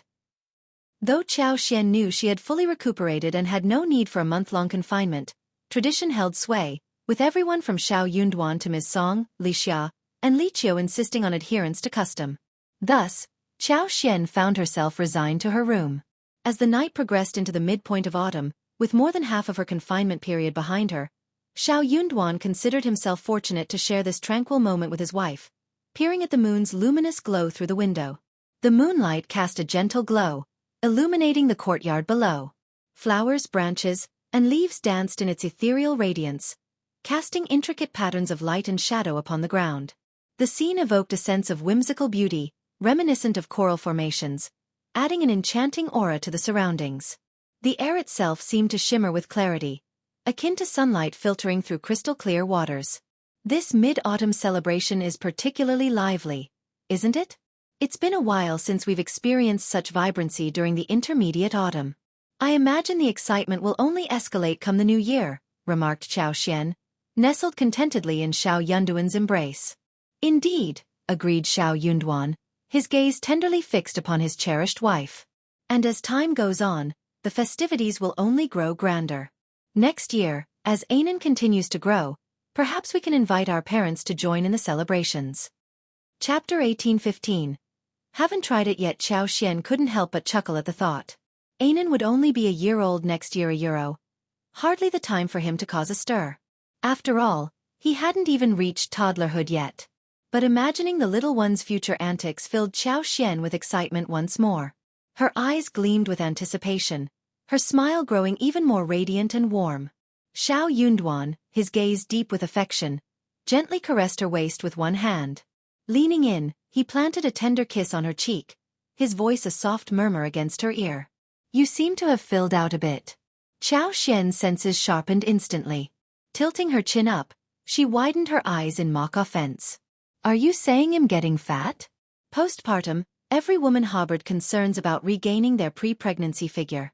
Such sensitivities couldn't be brushed off casually, especially by her husband. In truth, Xianxia had shed much of her pregnancy weight. Her affinity with the wood element boded well for her physical recovery, assuring her of returning to peak condition in due time. Upon realizing this, she relaxed. After all, who wouldn't be conscious of their appearance? Her concerns were for herself alone. Of course not. Xianxia reassured her, enfolding her in his embrace with a soft chuckle. "You're perfect just the way you are. You were beautiful before, and you're beautiful now." Xianxia couldn't contain her laughter. Gazing up at him, she teased. "So, which is €1 better before or now?" Xianxuan's smile deepened, a hint of mischief dancing in his eyes as he replied suggestively. "I know what was good before, but I've yet to experience the pleasures of now." A rosy blush spread across Xianxia's cheeks, her eyes alight with playful embarrassment. She attempted to maintain her composure as she inquired, "Experience what?" Regret immediately washed over her. Why did she ask? She wished she could retract the question the moment it left her lips. True to form, Xianxuan's chuckle grew more intimate as he drew her closer, whispering something in her ear that caused her blush to deepen. Finally, he kissed her with such fervor that she melted into his embrace, the boundaries of her confinement momentarily forgotten. Following the mid-autumn festivities, Xianxia and Xianxuan turned their attention to planning their son's one-month-old banquet. Having received congratulations from most well-wishers already, they focused on finalizing the guest list and menu. Xianxia expressed a desire to highlight potatoes, intending to promote their culinary versatility. After deliberation, they settled on 2 potato-centric dishes: stir-fried shredded potatoes with a tangy, slightly spicy flavor, and fried potato pancakes. These would be served alongside steamed buns and fried dumplings, providing a hearty main course. Xianxuan readily agreed, praising the potential of potatoes. "Indeed, it's an excellent choice. I've observed the potato crops, both here and in the capital, and they're thriving. With high yields and adaptability to various climates, promoting them could be a boon, especially for regions facing agricultural challenges. Even in times of plenty, they offer sustenance to impoverished families with limited land." Grinning fondly at his wife, he continued, "Any merit accrued in An's province will undoubtedly be attributed to you, my dear. Marrying you has been the greatest blessing of my life." Chapter 1816. Gain Xiaoxian's heart swelled with warmth, though she refrained from voicing it aloud. "Oh, you're quite the charmer," she teased. Xianxuan chuckled, planting a tender kiss on her lips. His wife's playful pretense only endeared her to him further, igniting an urge to draw her closer. With the decision made to feature potatoes at the banquet, Xiaoxian promptly issued orders for their harvest. Months of development, cultivation, and planting had transformed the landscape. The once rough terrain now boasted a meticulously maintained road, wide enough for 2 carriages to pass comfortably. Its surface, compacted and reinforced with a layer of crushed stones, remained resilient against rain-induced erosion. Across the sprawling expanse, medicinal herbs and potatoes thrived. Though some herbs required years to mature, their lush growth signaled Xianxuan's enduring commitment to An's province, hinting at multiple terms of governance. Anticipating the next planting season, Xiaoxian outlined plans to introduce additional crops like Gastrodia alata, Baikal skullcap, and false starworts in the forested slopes. As the harvest season approached for the 2,000 mu of potatoes, news of the novel crop spread swiftly, fueled by the efforts of Songshi, Lu Fu, Mian Mian, and others. Despite the populace's anticipation, many had yet to taste the tubers, prompting a surge of curiosity and speculation. Upon the conclusion of Anan's one-month-old banquet, Xiaoxian intended to gradually introduce the potatoes to the market, offering them in limited quantities for culinary use, sustenance, and seed propagation. Additionally, she planned to provide free guidance on planting and cultivation techniques, ensuring widespread adoption and prosperity. As for 2,000 mu, after being activated by her superpower, the yield was at least 4,000 caddies. It was enough to supply them all together. After all, not everyone was so accepting. Not everyone would buy it. It was still early for 50,000 mu in the forest. This winter, they would hire more people during the farming time. It would be best if they could all cultivate the land and plant pepper, star anise, and pepper next year. The 1,000 mu of Sichuan peppers this year were also growing very well. The seeds planted were originally 2 years old, and they could hang fruits next year. Xiao Yunduan and Qiao Xian's actions were very eye-catching. They dug potatoes with great fanfare and hired so many people, which attracted a lot of attention. Amidst the potato harvesting operation, crowds gathered, some to witness the spectacle, others with less noble intentions, seeking to poach from the bountiful fields. Witnessing the remarkably high production rate, many onlookers were astounded, prompting a barrage of skeptical inquiries. Would the potatoes taste palatable? Could they truly satisfy hunger? Were they versatile enough to serve as both a staple and a vegetable? Seizing the opportunity, Xianxia and his cohorts reiterated the merits of the crop, assuaging doubts and reaffirming its potential. They announced plans to commence sales after the young master's 1-month-old banquet, inviting all interested parties to purchase. However, the Fan family and Mrs. Guan sneered at these efforts, dismissing them as mere profit-seeking schemes. Ignorant of the crop's characteristics and benefits, they failed to recognize its value beyond monetary gain. Chapter 1817. 1-month-old banquet. Some individuals found themselves genuinely intrigued by Madame Xiao's confident assertions, reasoning that she wouldn't risk implicating Lord Xiao unless she spoke the truth. With plans to purchase the potatoes when they became available, they saw little harm in giving them a try or even cultivating some themselves. On the day of Ainan's 1-month-old banquet, the state government office buzzed with activity. Dozens of tables adorned the backyard, where male guests congregated, while female guests occupied seats in the east courtyard.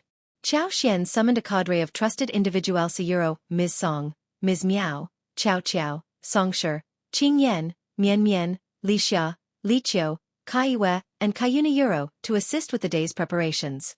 Each was assigned specific tasks, ensuring seamless coordination throughout the festivities. While the garden affairs could be managed with the help of Sun Bai, Sun Qian, and other bailiffs, the east courtyard demanded unwavering attention to prevent any mishaps during the celebration. It was imperative to maintain the utmost decorum, especially when attending to the guests. As the guests arrived for the 1-month-old celebration, all eyes naturally turned to the baby. Nanny Kai Ming and her assistants, Kai Yun and Kai Yue, remained on high alert, steadfast in their duty to safeguard Ainan's well-being. Throughout the day, Li Xia and her counterparts remained vigilant, discreetly attending to the needs of both guests and maidservants. However, notable absentees included the Fan clan, who harbored a desire to attend but ultimately refrained. Old Lady Fan's previous misjudgment, influenced by Fan Ruyan's slander, had strained relations. Until formally invited by Qiao Xian and Xiao Yunduan, they remained on the sidelines, unsure of their welcome. Despite being one of the 3 prominent families in An's province, the Fan clan anticipated deference from the prefect lord, given their stature. Moreover, their recent cooperation in the investigation of landholdings had already demonstrated their willingness to cooperate, providing the prefect lord with sufficient face. However, to their surprise, no representatives from the Xiao family arrived. As time ticked on, it became increasingly apparent that no invitation would be forthcoming. Old Lady Fan's initial disappointment swiftly turned to indignation. "This is outrageous. Outrageous. I won't forget this." Fueling her fire, Fan Ruyan speculated.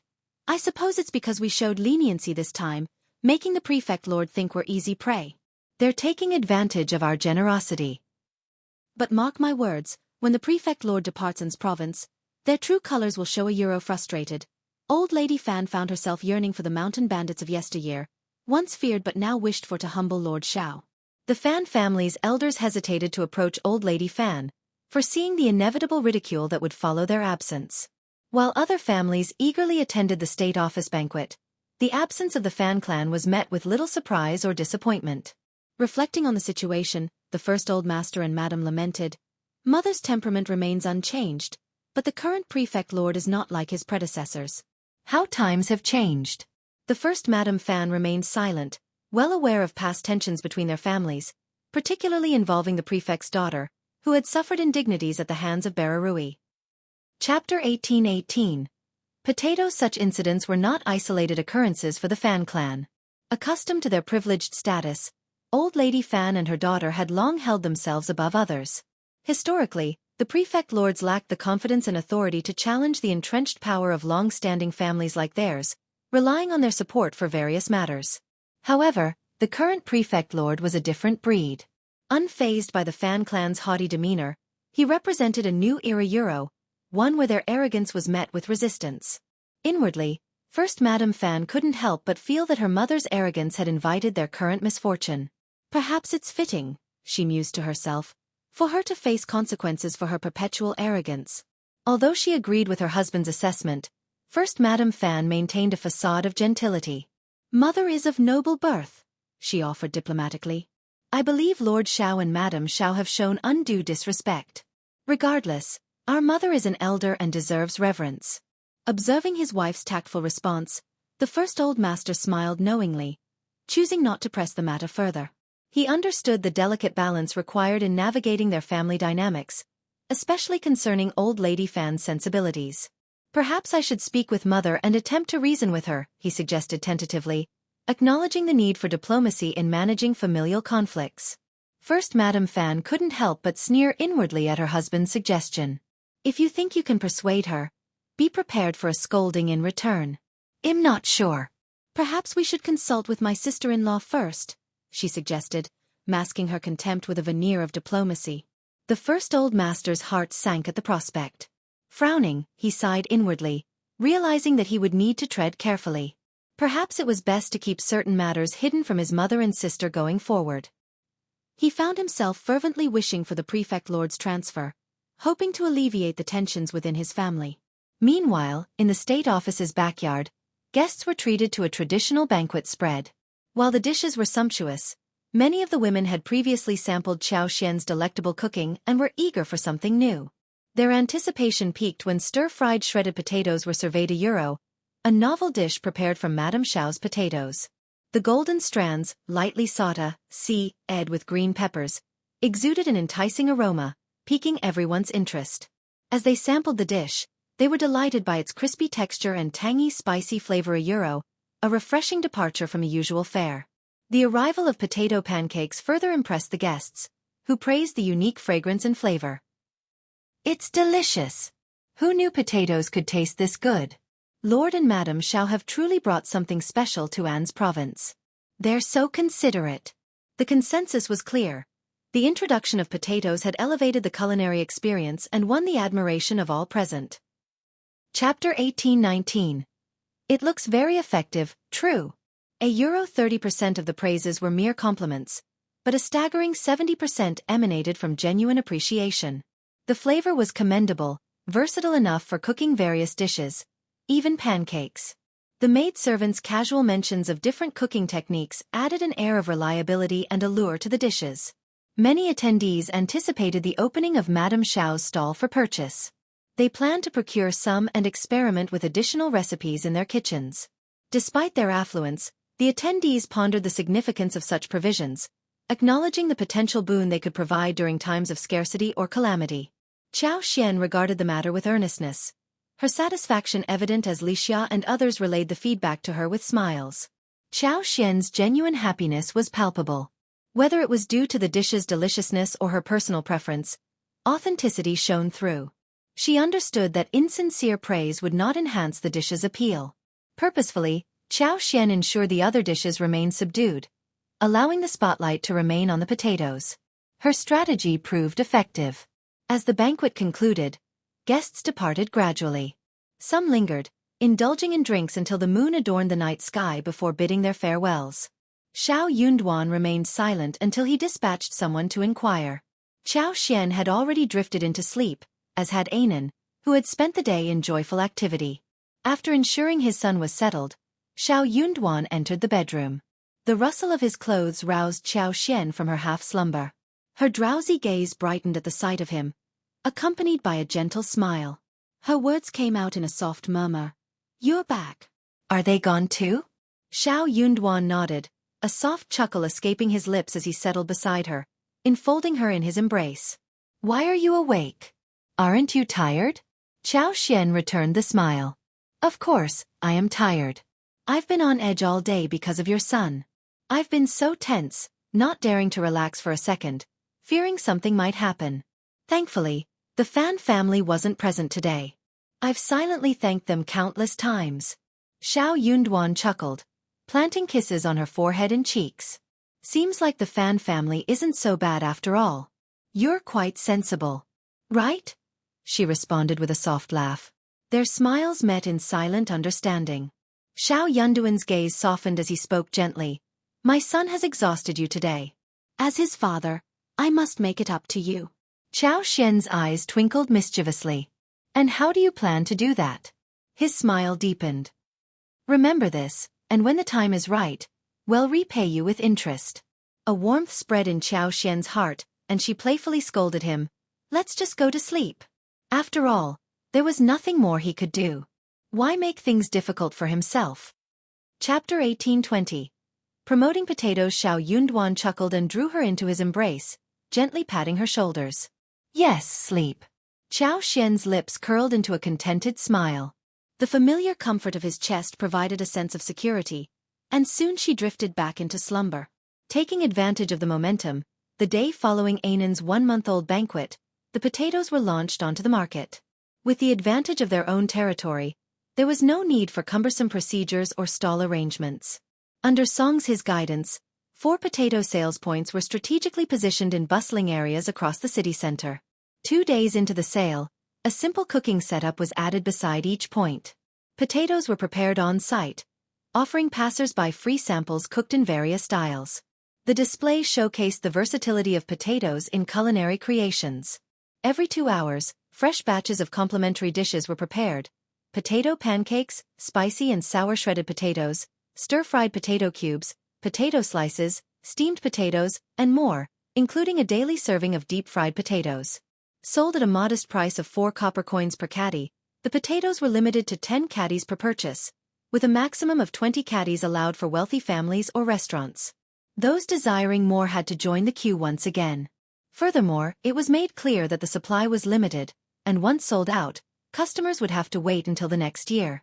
Qiao Xian had anticipated skepticism from the commoners and expected a challenging promotional effort, thus necessitating a gradual acceptance strategy. To her surprise, the process unfolded remarkably smoothly. Generous purchases came from the affluent families who had sampled the potatoes at Ainan's banquet, while well-informed restaurants swiftly followed suit. Observing this trend, other establishments quickly jumped on the bandwagon. The commoners held Lord Xiao in high esteem for his integrity, and the Xiao family's products, being reasonably priced, found favor among them. As queues lengthened, others instinctively joined in without hesitation, recognizing the popularity and value of the product. From 2,000 mu of land, approximately 4,500 caddies of potatoes were harvested, totaling around 9 million caddies. Qiao Xian retained seeds for future cultivation on the same land and set aside a portion as gifts, mainly in gratitude for contributions from Jianghu and others. The remaining half was divided between An's prefecture city and 17 surrounding towns. In less than 10 days, nearly 9 million caddies of potatoes were swiftly sold out. These gestures of generosity were warmly received by scribes and bailiffs, garnering praise for Lord and Madame Xiao. Upon bringing the potatoes home, families wasted no time in preparing and relishing them. Whether stir-fried, stewed, or prepared in other ways, the taste proved exceptional. The following day, conversations buzzed within the government office as many shared their enthusiasm. Families flocked to the market early to secure their share, drawn by the delicious, practical, and affordably priced product. The buzz around potatoes quickly enveloped the entire city. Restaurants experienced a surge in potato orders, with almost every table opting to sample the versatile tuber. However, notably absent from the buyers list was the Fan family. Fearful of old lady Fan's disapproval, no member of the Fan family dared to purchase the potatoes, as it was Madame Xiao who introduced them to the city during Lord Xiao's baby's 1-month-old banquet. Chapter 1821. The Fan family won't buy. However, curiosity stirred among the Fan household. Some servants clandestinely purchased the potatoes, which families then shared among themselves, eagerly cooking and tasting the newfound delicacy. Even First Madam Fan and Second Mrs. Fan personally instructed their staff to procure and prepare some in the household kitchen. The verdict?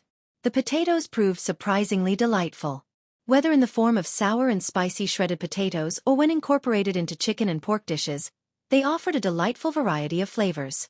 Observing the positive reception, First Madam Fan couldn't help but express her admiration to First Old Master Fan. If Madam Xiao's claims hold true, Lord Xiao and Madam Xiao have performed a great service for the people here. Such benevolence might attract heavenly blessings.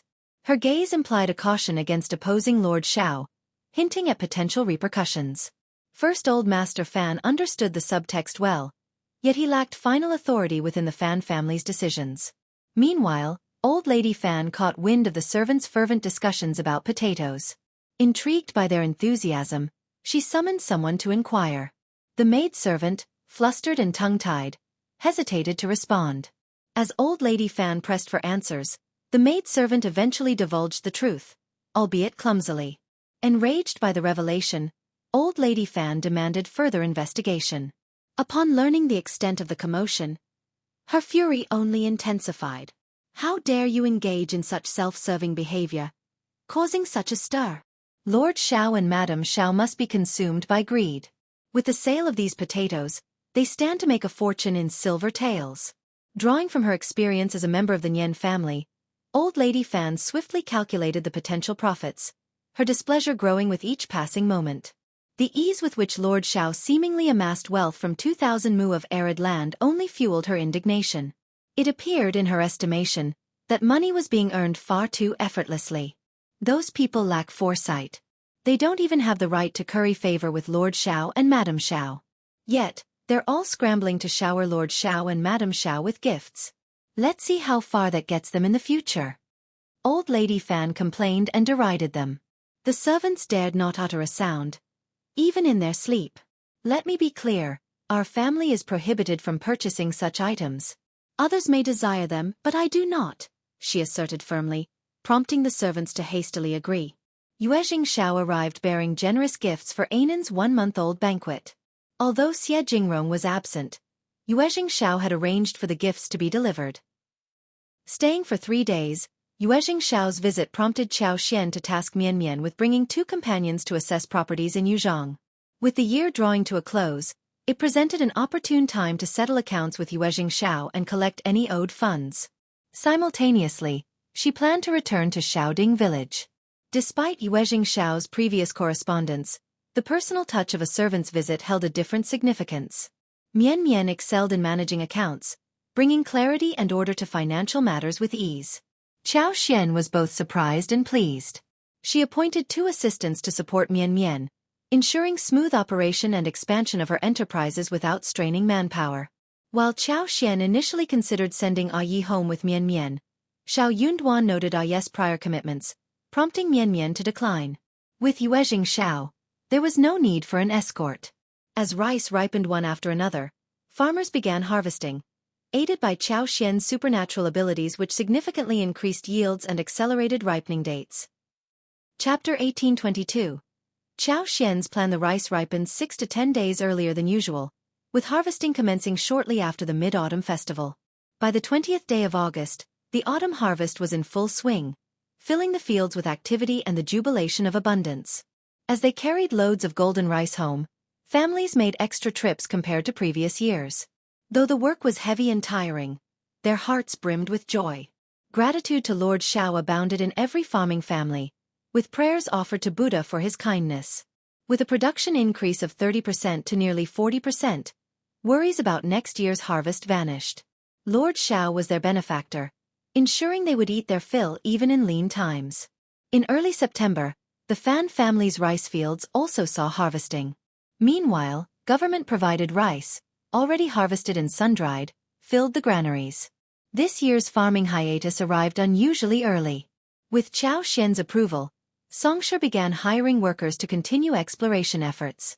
Of the 50,000 mu of mountains, only 5,000 to 6,000 mu had been previously opened. This year, efforts intensified to reclaim the remainder before the new year, aiming to plant everything needed. Seedlings were already under cultivation for the next year, with additional nursery resources secured for Sichuan pepper, star anise, pepper, cinnamon, and more. Madam's plans expanded beyond the existing 50,000 mu. Intent on acquiring another 100,000 to 200,000 mu, she envisioned a diverse landscape of tea plantations, medicinal herbs, bamboo forests, orchards, and poultry farms. Development plans included swamps, ponds for fish farming, and reclamation of fertile land. Only Xianxia was privy to these plans, and his excitement was palpable. It presented a golden opportunity for him to showcase his skills, further solidifying his worthiness as the chief steward. Qiao Xian believed this location's proximity to Yuzhong meant its resources were more abundant, making it an ideal site for development and mitigating negative karma. With the road between Yuzhong and Yuzhong slated for repair within 2 years, transportation would vastly improve, reducing travel time from 2.5 days to a mere 2 days. Such progress was commendable. Even if they eventually returned to their hometown, managing businesses here would be effortlessly manageable. Come the end of September, Xiao Yunduan issued a notice for tax collection. Each contributor urged to exercise fiscal prudence. The commoners responded with enthusiasm, swiftly submitting their dues as the document made its rounds. Xiao Yunduan divided Zheng Sang, Sun Bai, Sun Qian, and Yi into 2 teams, each tasked with transporting the grains collected from towns to An's province and depositing them into the intermediate granaries in the city, accompanied by additional manpower. With this year's harvest surpassing expectations, the existing granary proved insufficient. Xiao Yunduan dispatched 2 additional scribes to oversee the construction of a new granary. All granaries were situated in the east of the city, prompting Xiao Yunduan to reprove a piece of land in the west for separate storage, deemed safer. As construction commenced on the new granary, Old Lady Fan and her daughter took to mocking the endeavor. During autumn harvest, mountain bandits from the Min family tribe, Tigerhead tribe, and Liuhe Fort traditionally descended to request food. Historically, the 3 prominent families led in supplying provisions, each contributing a set amount for the bandits' transport. An unspoken understanding prevailed among the families, ensuring smooth cooperation without explicit agreement. Chapter 1823. Rules changed in the past. This situation stemmed partly from the government's struggle to collect taxes effectively. Each family's tacit acknowledgement of the mountain bandits' authority served as a means to maintain regional security, indirectly benefiting both the populace and the government. Consequently, tax payments dwindled. However, this laissez-faire attitude among the families led to officials having minimal influence. The lack of accountability allowed the families to become increasingly audacious, while officials begrudgingly acquiesced, unable to assert their authority. Prefect lords sought to distance themselves from this predicament, showing little concern for the issue. Consequently, year after year, the situation grew more peculiar. When Xiao Yunduan jokingly disclosed this to Qiao Xian, she found the situation incredulous, remarking, "Truly, the world is full of wonders." With Xiao Yunduan's arrival, the status quo demanded change. Aside from sharing the matter with his wife in jest, he cautioned her against venturing out. As Zhang Sang and their cohorts began escorting public grain, the 3 families, along with other influential households in An's province, approached Deputy Prefect Guan to address the issue. Though everyone was well aware of the situation, they sought to navigate through bureaucratic red tape. Deputy Prefect Guan, keen to stir trouble for Xiao Yunduan, approached him with candor. My lord, please don't be vexed. This is the state of affairs in An's province. We're constrained by circumstances. If there were alternative solutions, none would resort to such measures. However, this matter cannot be openly discussed. Xiao Yunduan, composed, responded, "The past is irrelevant to me. Henceforth, heed my directives. Trust that I have devised a plan." "You are astute," Deputy Prefect Guan replied, his smile unyielding. He continued with flattery, "I'm curious about your plan. Why not share it with me? After all, I've been entrenched here for many years. I don't mean to boast, but I possess a deeper understanding of the situation than you." Xiao Yunduan smirked inwardly. Understanding the situation was futile. The issue in An's province was hardly clandestine. Despite his thorough investigation, he had gleaned all necessary insights over time. He doubted Deputy Prefect Guan's superiority in knowledge. Moreover, even if he lacked comprehension, it was inconsequential. Action spoke louder than comprehension. "I have devised a strategy," Xiao Yunduan reiterated. I will oversee this matter personally. Deputy Prefect Guan, rest assured. Taxes from across the realm will soon fill the coffers, and you will oversee An's prefecture city and its surrounding towns. Ensure timely delivery of all collected rice to the warehouse. But, my lord, if the banditry issue persists a euro, the suburb's 3 towns will remain unaffected. Are those cowards bold enough to assail the city? I think not. Xiao Yunduan spoke truthfully. Bandits targeted passing supply caravans, not urban settlements or their environs. Their resources were finite, limiting their capacity to strike beyond. Should the authorities retaliate, the bandits would abandon their plunder and flee. Chapter 1824. Arrogant Lord Xiao. They were not stupid enough to do something that would obviously not benefit them. However, these words made him feel a little uncomfortable. Coupled with Xiao Yunduan's arrogant tone, it made him feel even more displeased and disgusted.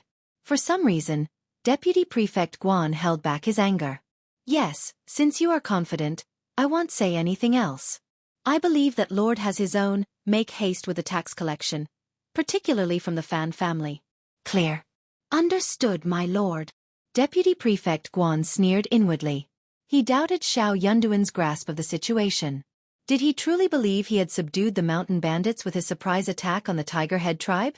Underestimating the adversary had led to his initial Victoria Euro. If he insisted on being obstinate, so be it. He would learn the gravity of the situation when adversity struck. Then, he would inevitably come Pliadinga Euro. Xianxia, Sun Bai, and their cohorts were well prepared. The delivery of the initial batches of provisions proceeded seamlessly. Observing this, Xiao Yunduan appeared smug and arrogant. He publicly posted notices, admonishing the Min family tribe, Liuhe Fort, and Tiger Head tribe bandits to surrender promptly. He granted them a 1-month ultimatum. Should they surpass the deadline, he warned of dire consequences. He vowed to purge their mountain strongholds and restore peace to An's province in service to the imperial court. The populace was left dumbfounded. Most regarded Lord Xiao with skepticism. They questioned, has Lord Xiao lost his senses? Was it possible that Lord Xiao's self-satisfaction had driven him to madness?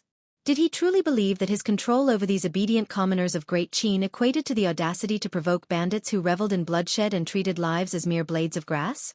Those who were so brash often met grim fates. Aside from mocking and pitying Lord Xiao's naivety, everyone felt as though they were caught in a surreal reverie. It was unprecedented. None of the previous prefect lords had dared to openly provoke the bandits. They were resigned to their grievances, unable to even stand tall. It seemed like a fantasy to all witnessing this turn of events. Old Lady Fan and Fan Ruyan nearly burst into laughter. Fan Ruyan sneered. This is rich. Lord Xiao might not last long in An's province. Old Lady Fan nodded in agreement. Perhaps he'd be scared witless by the mountain kings, or worse, something dreadful might befall him. Naturally, he wouldn't linger. Fan Ruyan seethed. I won't let those Hove use their power to shame our family off the hook. Humph, when the time comes, let's see whose influence they'll cling to, especially that scribe Jia Euro. Back then, she hadn't realized just how vexing this individual could be. Old Lady Fan sneered, her tone dripping with disdain. Such a person doesn't leave himself any room to maneuver. There's no need to dignify him with attention. Just wait and watch. Fan Ruyan chuckled in agreement. Mother is absolutely right. Confident that Xiao Yunduan's departure was imminent, Old Lady Fan began strategizing anew. Thus, when Deputy Prefect Guan arrived to press the Fan family for taxes, Old Lady Fan resorted to her usual excuses. Traditionally, the Fan family settled their dues in cash, a practice that streamlined affairs in the province, benefiting all parties. This year's tax bill amounted to 7,000 taels of silver. Lord Xiao graciously waived the sum, considering it negligible. Chapter 1825. Bargaining. The Fan family brushed off such a trivial sum with indifference. Even its removal wouldn't assuage their ire or sense of injustice. In the past, their tax obligation amounted to a mere 400 taels of silver. Now, it had ballooned more than tenfold. Old Lady Fan sought to string Deputy Prefect Guan along until the irksome Lord Xiao vacated An's province. Naturally, she intended for the tax issue to remain unresolved. But with Lord Xiao provoking the mountain bandits, how long would he remain? Deputy Prefect Guan, Old lady Fan's reasoning struck a chord with Deputy Prefect Guan. He was so bemused by the situation that he almost burst out laughing. If Deputy Prefect Guan sought to stall, it ultimately depended on Xiao Yunduan's tolerance. Xiao Yunduan was adamant, pressing Deputy Prefect Guan for a resolution. He demanded a response by the next day. Failing that, he wouldn't hesitate to take matters into his own hands, personally visiting the Fan family in the postnatal realm. Numerous eyes were fixed on the Fan family. If they shirked their tax duty, how could others be expected to comply? Accusations of bullying the weak and kowtowing to the strong would tarnish his reputation as prefect lord. The dignity he painstakingly cultivated would crumble in an instant. To him, this was an unacceptable outcome. Deputy Prefect was taken aback. He understood Xiao Yunduan's steadfastness. Allowing Xiao Yunduan to approach the Fan family was out of the question. A pang of guilt struck him. What if the Fan family was implicated for concealing 40,000 mu of fertile land? With a heavy heart, Deputy Prefect Guan reluctantly acquiesced. The following day, he paid another visit to the Fan family. Old Lady Fan was naturally reluctant. She couldn't help but scorn Deputy Prefect Guan. It was no wonder he remained stuck in the role of Deputy Prefect despite the constant turnover of An's prefecture's leadership. He was utterly ineffectual.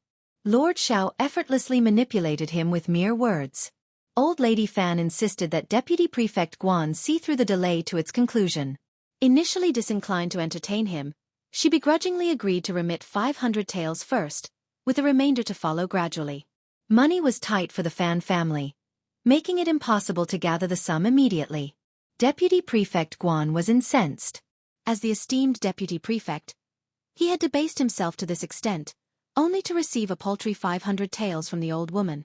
In the past, such an amount would have sufficed. But now, Lord Xiao demanded 7,000 taels of silver. How could he justify a mere 500?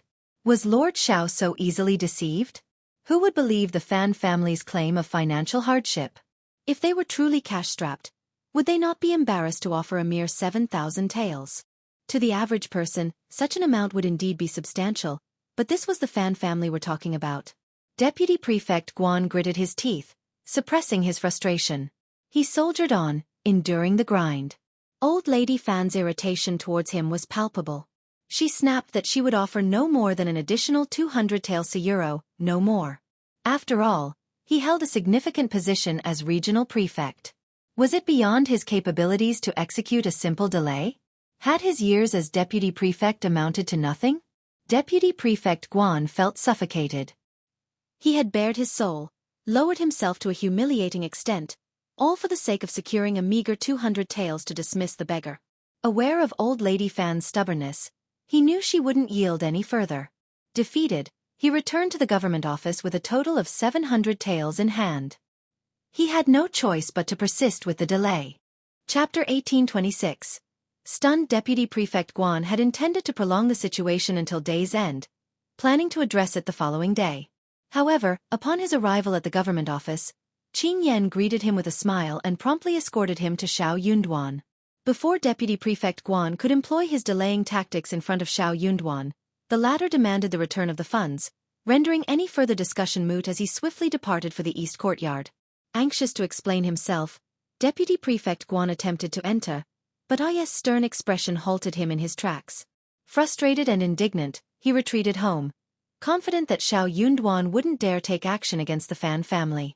Little did Deputy Prefect Guan anticipate that Xiao Yunduan would not only summon the two elders of the Fan family to court the next day, but also inquire about their concealment of 40,000 mu of fertile land during a previous investigation. Xiao Yunduan had already dispatched investigators to uncover this deception, waiting for the opportune moment to wield it against Thema Euro, a moment that had now arrived. With irrefutable evidence at hand, Xiao Yunduan was poised to expose their deceit. After all, concealing 40,000 mu of fertile land was no small feat and would not go unnoticed. The two elders of the Fan family were left dumbfounded. When Deputy Prefect Guan was presented with the situation, he found himself in a dire predicament. Xiao Yunduan sneered. Deputy Prefect Guan, do you have anything to say for yourself? To ascertain his accountability, signatures confirming the Fan family's land measurements were required. Deputy Prefect Guan's signature adorned these documents. He had intended to deceive the Fan family. But now, others implicated in similar dealings would undoubtedly come under scrutiny. The evidence was damning. A Euro Lord Xiao a Euro, it was my oversight. Deputy Prefect Guan stammered, momentarily panicked before mustering the courage to admit his error. I was negligent and failed to conduct a thorough investigation. Please forgive me, Lord. He couldn't confess to collusion with the Fan family. He couldn't. Is that so? Xiao Yunduan presented the rechecked data alongside Deputy Prefect Guan's signed documents. His tone turned icy. Then you are gravely mistaken. Not only the Fan family, but the Lu family, the Feng family, the Liang family, and the Zhao family are all implicated. Deputy Prefect Guan, it appears you are inept at managing affairs. I am perplexed a Euro. How did you attain the position of Deputy Prefect? Deputy Prefect Guan felt a chill creep into his heart. Shock and anger contorted his expression as he gazed at Xiao Yunduan.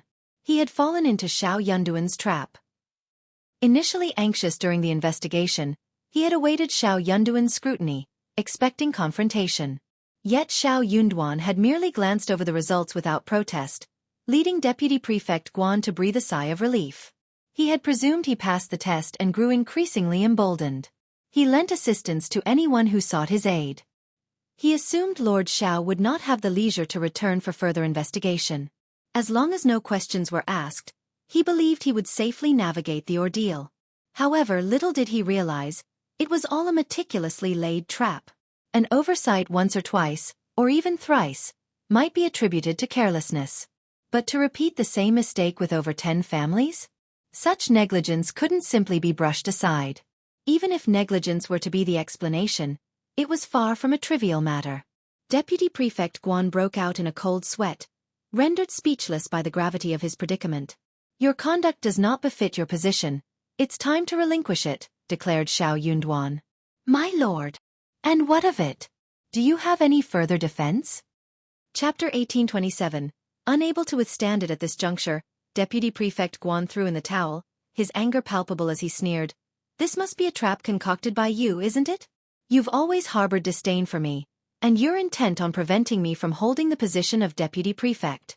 Xiao Yunduan's sneer mirrored Deputy Prefect Guan's. Do you truly believe you're fit for the role of Deputy Prefect? Must I recount every misstep you've taken since I assumed leadership? The Deputy Prefect is meant to be the Prefect's right hand, sharing in the burdens. How much have you truly shared with me? There had been no sharing of burdens, only troubles and obstacles. Deputy Prefect Guan vehemently denied it. Lord, you're twisting the truth. Such absurdity. Humph. Deputy Prefect Guan, must I strip you of all dignity? Your transgressions haven't faded from memory. If I were to conduct a thorough investigation, do you truly believe your misdeeds wouldn't come to light? Deputy Prefect Guan's mind raced, his strength nearly failing him. But he couldn't yield.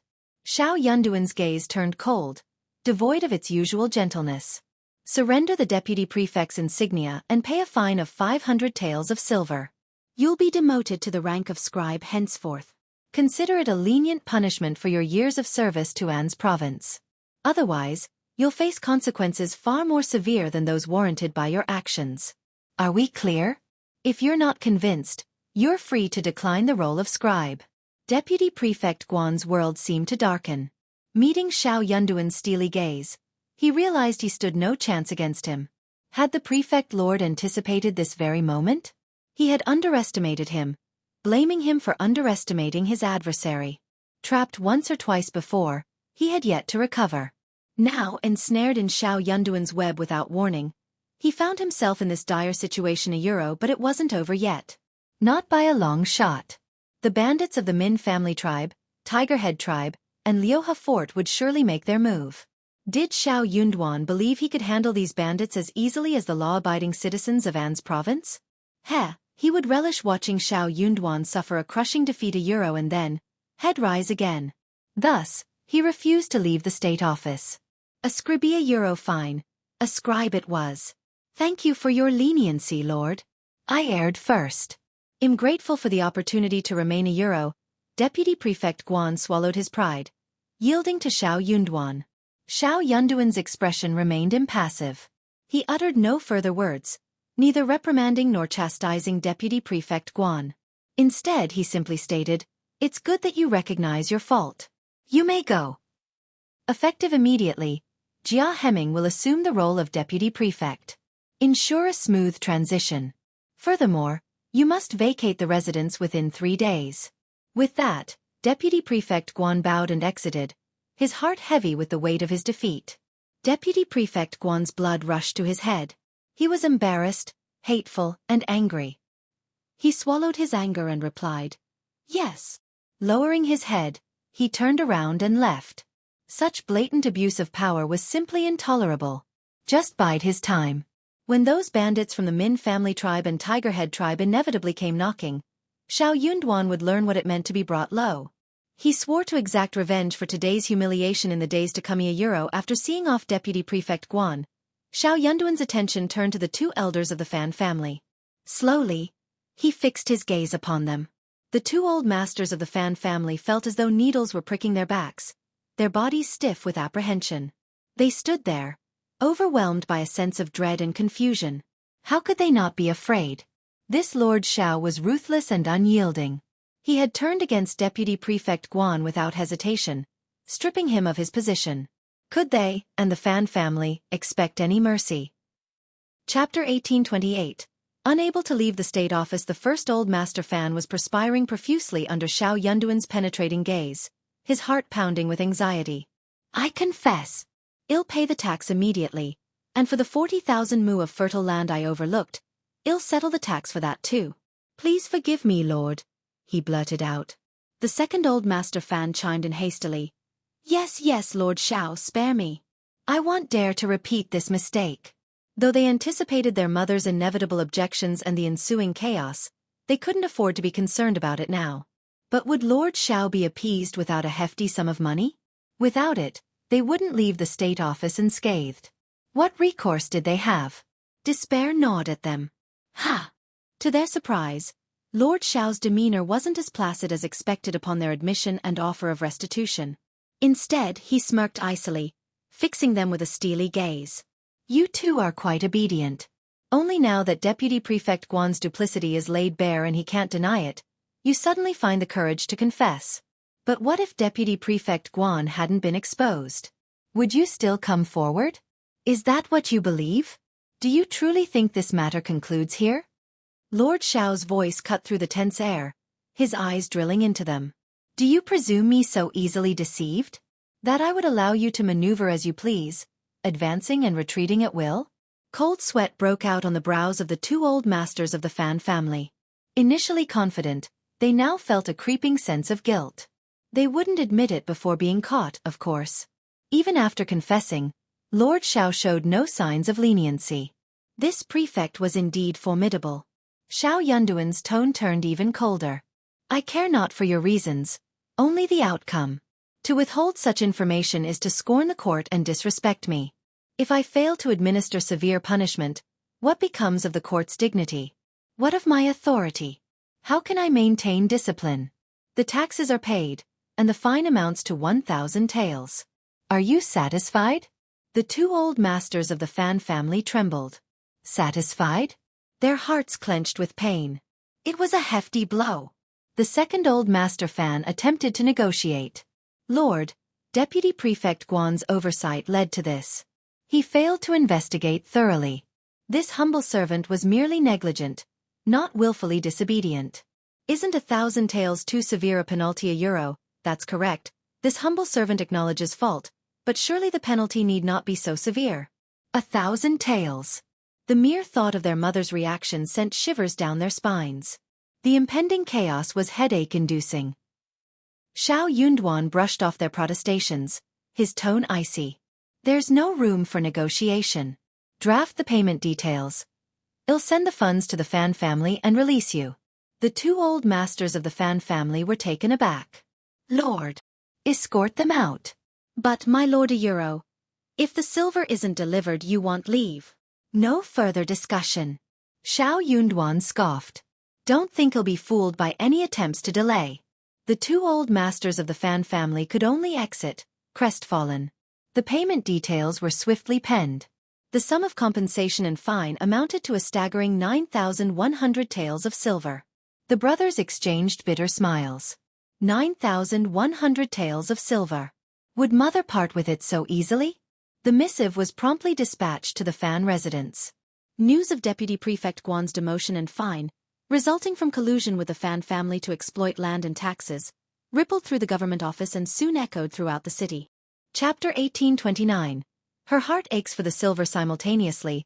Rumors circulated that Lord Xiao had issued another decree. Any oversights during the municipal investigations were to be reported to the government office for re-registration. A surprise inspection was slated in a few days, and failure to comply would not be taken lightly. Euro at the mention of this, countless households trembled with fear. Overnight, they scrambled to gather the required funds and surreptitiously re-registered at the government office. Coincidentally encountering acquaintances, they exchanged knowing nods, silently acknowledging the shared predicament. It was as though they were merely strolling through the government office, yet everyone was keenly aware of each other's presence. But that was a concern for another time. Meanwhile, the missive from the two old masters of the Fan family landed in the hands of old Lady Fan, igniting her ire. 9,100 taels. Humph. 9,100 taels. Lord Xiao must have a penchant for wealth. Those two sons of mine are utterly useless. They're in a panic over such a trifling matter. Fan Ruyan's distress deepened upon hearing the contents of the letter. Her heart ached at the thought of parting with the silver. Mother, we can't surrender the silver so readily. It's a disgrace to our Fan family. How will we ever hold our heads high in An's province? Nearly 10,000 taels of silver was no trifling amount. Old Lady Fan's lip curled in disdain. Indeed, it isn't. She was well versed in the art of negotiation. Given the exorbitant demand, she intended to haggle fiercely. At most, her sons would be confined to the government office for a mere 500 meters. She doubted Lord Prefect would dare to take further action against them. Tomorrow, she would dispatch the butler to negotiate. Euro. First Madame Fan and second Mrs. Fan grew agitated. They couldn't contain their frustration upon hearing old Lady Fan's plan. She felt no remorse, but they certainly did. What kind of establishment was the state office? To even consider subjecting their sons to imprisonment there. Even if they weren't subjected to hardship, the stigma of being incarcerated in the state office was unbearable. Accustomed to a life of luxury with plush beds and soft pillows, could they possibly sleep and eat well in such a place? Is that any place for people? They lamented. Were they so oblivious to the impact on their reputation in the future? With tearful pleas, they agreed to bring their children, daughters-in-law, and grandchildren to old Lady Fan, hoping to sway her with their collective anguish. No matter what, they had to quickly bring them back. They could not ignore them like this. Fan Ruyan couldn't help but interject. Sister-in-law, second sister-in-law, let's not stir up trouble. Lord Xiao won't dare to make things difficult for us. Even if he keeps them there, they'll surely be treated differently. 9,100 taels of silver is not a trifling sum. Surrendering it so easily would only whet Lord Xiao's appetite. Wouldn't our Fan family lose face? We must negotiate. Why not foot the bill yourselves, sister-in-law and second sister-in-law? Second Mrs. Fan exploded in anger, retorting, "What nonsense are you spouting? Why should we pay? Isn't this an issue that concerns us all? Your own blood brother is the one apprehended by the authorities. Your words are utterly disappointing." Fan Ruyan, equally incensed, shot back, "The silver belongs to us all. You can't squander it so recklessly." Second sister-in-law, "You're too hesitant to part with the silver for second brother's sake. What more is there to say?" "You." "Mother," First Madame Fan intervened, her tone frosty. "This silver is meant for taxes and fines. Isn't it a family matter? We can provide the funds, but we can't let them go for naught. Isn't this blatant coercion? Mother, he's your own son." Chapter 1830. Let's go together. If you're unwilling to retrieve them, then so be it. Why don't we all go to the government office and stay together with them? Sister-in-law, I'll have to rely on you to manage the household. Both families harbored resentment towards this woman who married into the family, yet received preferential treatment from the old lady. She seemed more like a true member of the Fan family than they did. Fan Ruyan felt slighted by the implication but chose to remain silent, attributing it to envy. She offered only a cold smile in response. First Madame Fan said nothing further, leading her family to depart. Second Mrs. Fan swiftly followed suit, declaring, "Sister-in-law, we'll accompany you. Let's go together." "Very well. How dare you?" Old Lady Fan erupted in fury, slamming her hand on the tea table. "Are you both plotting rebellion?" Second Mrs. Fan defended, "Mother, why can't we stand together as a family in times of trouble? It may alleviate some of old master's embarrassment. At the very least we can share in the burden." First Madame Fan remained silent, though she silently concurred with the sentiment. Old Lady Fan glared at them, her gaze sharp with indignation. She sensed their determination. Furious, Old Lady Fan staggered backward. They were all in open rebellion. But she couldn't possibly allow them to proceed. It would be a complete loss of face for the Fan family. "If you're so concerned about losing face, then leave." Old Lady Fan barked furiously. With a scornful sneer, she declared, "I'll go myself. Let's see if that Lord Prefect dares to detain me too." First Madame Fan and Second Mrs. Fan exchanged a knowing glance and nodded in agreement. They didn't want to relinquish the silver without a fight, but the humiliation was unbearable. Would Lord Xiao even deign to speak reasonably? Would he negotiate with them? He had already subjected them to such humiliation. It was intolerable. If Old Lady Fan personally intervened, Lord Xiao wouldn't dare risk the responsibility if she fell ill or suffered any discomfort while in the office. He wouldn't dare allow such a scenario to unfold. Old Lady Fan's heart skipped a beat as she considered the proposal. It struck her as a brilliant idea. Of course, she wanted to accompany her two daughters-in-law. If she didn't assert her authority now, when would she? "Prepare the carriage. I'll leave immediately." However, she deemed it unnecessary for her daughters-in-law to accompany her.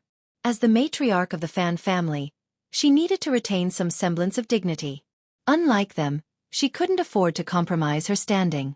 Before they could act, the housekeeper rushed in. Old Lady Fan, First Madam, Second Mrs. Fan Mrs. Bai. "Madame Xiao has arrived euro." "What?" Everyone was taken aback. Fan Ruyan sneered. "What audacity! What is she doing here?" When the prefect's wife paid a visit, none dared to refuse her. Old Lady Fan instructed the juniors to depart, leaving only her two daughters-in-law and Fan Ruyan. She sneered, "Very well, let's see what she has to say. Bring her in." The women of the Fan family awaited her arrival with simmering resentment. Qiao Xian ushered Li Xia and Kaiwei into the room, while Ai stood guard outside the door. Typically, male servants weren't permitted in the backyard. But Ai's intimidating glare dared anyone to challenge him. First Madame Fan and Second Mrs. Fan rose to greet Qiao Xian, mindful that their husbands were still detained. Fan Ruyan shot a disdainful glance at Qiao Xian, her lips curling into a sneer. Old Lady Fan, asserting her seniority, remained seated, unwilling to welcome her. Chapter 1831. Qiao Xian's visit. In truth, Old Lady Fan's demeanor was frosty. As Qiao Xian took her seat, Old Lady Fan fixed her with a sneer. "Madame Xiao, what brings you here to detain my two sons?" Qiao Xian maintained a composed smile. "Didn't Old Master Fan correspond with us, old lady?" He elucidated the situation thoroughly. "Our lord has shown leniency by imposing a mere 1,000 taels of silver as punishment. However, anticipating any misconceptions, I've come to clarify matters." She extended a small token. "This is a gesture of our lord's goodwill." Fan Ruyan couldn't resist interjecting. "Madame Xiao, you're correct. Our family's finances aren't bottomless. Isn't demanding nearly 10,000 taels a bit excessive?" "I speak plainly, Madame Xiao. Please don't take offense." "Indeed, Madame Xiao," Second Mrs. Fan chimed in. "Let's resolve this matter amicably. There's nothing insurmountable, is there? The Fan family is renowned in An's province. Lord Xiao's leniency grants us face, and naturally, the Fan family reciprocates euro. The implication was clear. In the future, the Fan family would collaborate with Lord Xiao's governance, ready to assist whenever he required their aid. First Madame Fan, wary of Fan Ruyan's potential arrogance, intervened with a smile. Second Mrs. Fan quickly echoed her agreement, eager to avoid conflict. Both women harbored a fear of the old lady and her daughter, especially Fan Ruyan. Her domineering nature had strained her relationship with her husband to the point where he seemed like a distant stranger. She couldn't bear to see others thrive, and her eccentric behavior extended even to her own family. Old Lady Fan huffed in disapproval, shooting a cold glance at her daughters-in-law, but refrained from speaking. In public, she understood the importance of saving face. However, Xianxia remained unmoved. She wasn't there to negotiate but to deliver a warning. Mrs. Fan, you seem to have misunderstood. Xianxia maintained her calm demeanor. I believe there's little to discuss, correct? My lord has already displayed clemency. Old Lady Fan seethed with anger. Detaining her isn't letting her off. Xianxia met her gaze squarely. Isn't it? The Fan family concealed the truth, and according to the law, you should face fines exceeding 2,000 taels. Yet, our lord only demands 1,000 taels. Isn't that an act of mercy? But even if we're required to pay, shouldn't he release our people from the government office? Old Lady Fan countered. We cannot release them without the full payment, as dictated by the laws of Great Qin, Xianxia calmly stated, her smile unwavering. First, Madam Fan, if you doubt my words, feel free to verify them. We've only detained 2 old masters today. If the Fan family is truly reluctant to pay, our lord deems it reasonable. However, we must thoroughly investigate this matter. Anyone involved must report to the government office for questioning the Euro farm stewards, mansion housekeepers, old Master Fan's trusted aides, Madam Fan's household staff, and so forth. No one will be exempt. I believe a thorough inquiry will shed light on this matter. The members of the Fan family were all speechless. Chapter 1832. A bright threat. She was poised to upheave the entire Fan clan. Old Lady Fan nearly erupted with fury. Rising to her feet, she sneered. If that's the case, why don't you start with me, Madam Xiao? Why don't you take me back to court? No need for that, Xianxia replied with a gracious wave of her hand. You're too elderly for such proceedings. You can attend to your children. However, Mrs. Bai must accompany us. Why should I? Fan Ruyin erupted in anger. I fail to see how this is my concern. Xianxia was taken aback. Aren't you a member of the Fan family? Fan Ruyin flushed with embarrassment. Of course I am. Madam Xiao, don't sow discord. But why should I be involved in this? Exactly. Xianxia maintained her smile. Since the Fan family disputes this matter, our lord must conduct a thorough interrogation, with all family members present to cooperate. You're no exception. Indeed. Old Lady Fan, you needn't trouble yourself. After all, you're elderly, and our lord is compassionate. Fan Ruyin seethed with speechless anger. First Madam Fan and second Mrs. Fan exchanged a glance, finding solace in Madam Xiao's words, for some inexplicable reason. Old Lady Fan, capitalizing on her seniority, sneered defiantly. As the head of the Fan family, it's only fitting for me to attend the government office. That won't be necessary, Xianxia replied calmly, showing no haste. Old Lady Fan, all you need to do is pay the sum. Insisting on attending could lead to complications. What if you encounter discomfort or illness? It would create unnecessary trouble. Then, if first Old Master Fan and second Old Master Fan were deemed unfilial, you'd have to escalate such a trivial matter to court. Our Great Qin does not tolerate unfilial behavior. Our lord will ensure they are duly punished. Xianxia asserted firmly. Old Lady Fan, already formidable in her own right, was momentarily taken aback by Xiaoxian's audacity. Fan Ruyin's eyes widened in disbelief. Had her understanding of the world been so limited? Could truth be distorted to such an extent? However, Xiaoxian remained composed, unfazed by their reactions. In essence, once the payment was made, all would be resolved. Otherwise, the Fan family would soon discover whether they could afford the consequences. Lord Xiao was resolute and would not relent. Both she and Xiao Yunduan had anticipated Old Lady Fan's obstinance, recognizing the possibility that she might exploit her seniority to evade consequences. If she were to claim discomfort or illness at court, Xiao Yunduan's hands would be tied. Hence, preventing her departure from the Fan family was their only recourse. As an elderly woman, she was shielded from interference by the deputy prefect, scribes, or constables. No one would dare lay a hand on her. Except for Xiao Xian, being the prefect's wife, held a unique position. Old Lady Fan was restrained in her presence. As women, Xiao Xian had the audacity to take action where others could not. If Xiao Xian could simply elucidate the situation, Old Lady Fan would realize she had no recourse. Feeling utterly despondent, Old Lady Fan was on the verge of exploding. She had never encountered such blatant intimidation before. Lord Xiao's obstinacy was exasperating, and his wife proved to be equally troublesome. Her daughter's warning seemed all too prescient now. Despite her hardened exterior, Old Lady Fan couldn't help but feel a pang of sympathy for her son. Unaware of Xiao Xian's jest, she fixated on her with a venomous glare. Then waved the 1,000 tael fine. Well, make amends. It's not that we refuse to pay, but your officials were negligent. You can't hold us accountable. Chapter 1833. It's all his. If we don't remind Thema Euroham, why bother reminding them? We're not the ones who made the mistake. Xiao Xian couldn't help but notice the striking similarity in their excuses, almost as if they were mother and son. Deputy Prefect Guan, or rather, Scribe Guan now, was just a disposable tool in their hands, discarded once they were done with him. The blame, however, seemed to fall solely on his shoulders. She pondered what his reaction would be if he ever realized the truth. Cooperating with the investigation is the right thing to do. If you can't comply, then accept the consequences.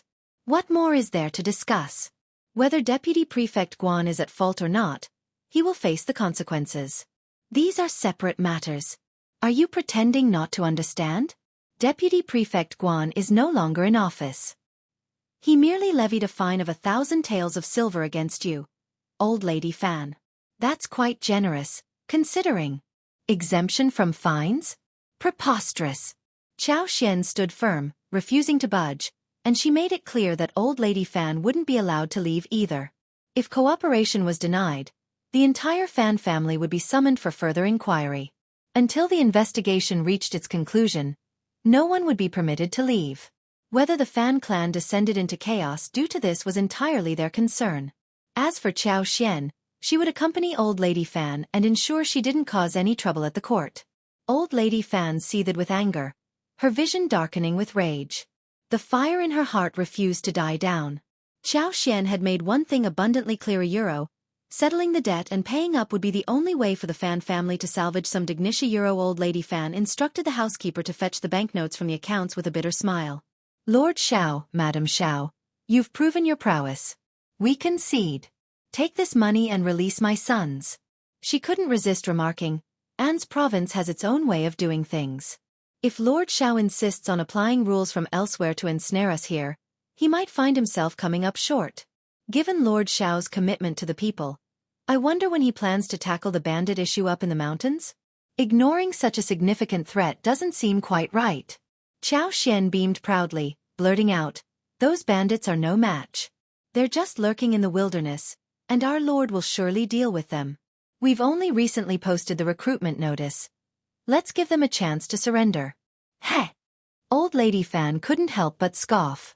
Is that so? Lord Xiao is quite the hero.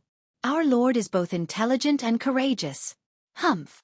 Xiao Xian declined the banknotes, instead instructing the Fan family's housekeeper to take them to the prefectural office and bring back the 2 elder Fan masters. I've come here today to remind you and the ladies to clarify this matter to them. It wasn't right for me to accept the money. We must distinguish between personal and public affairs. Old Lady Fan and the others were left speechless.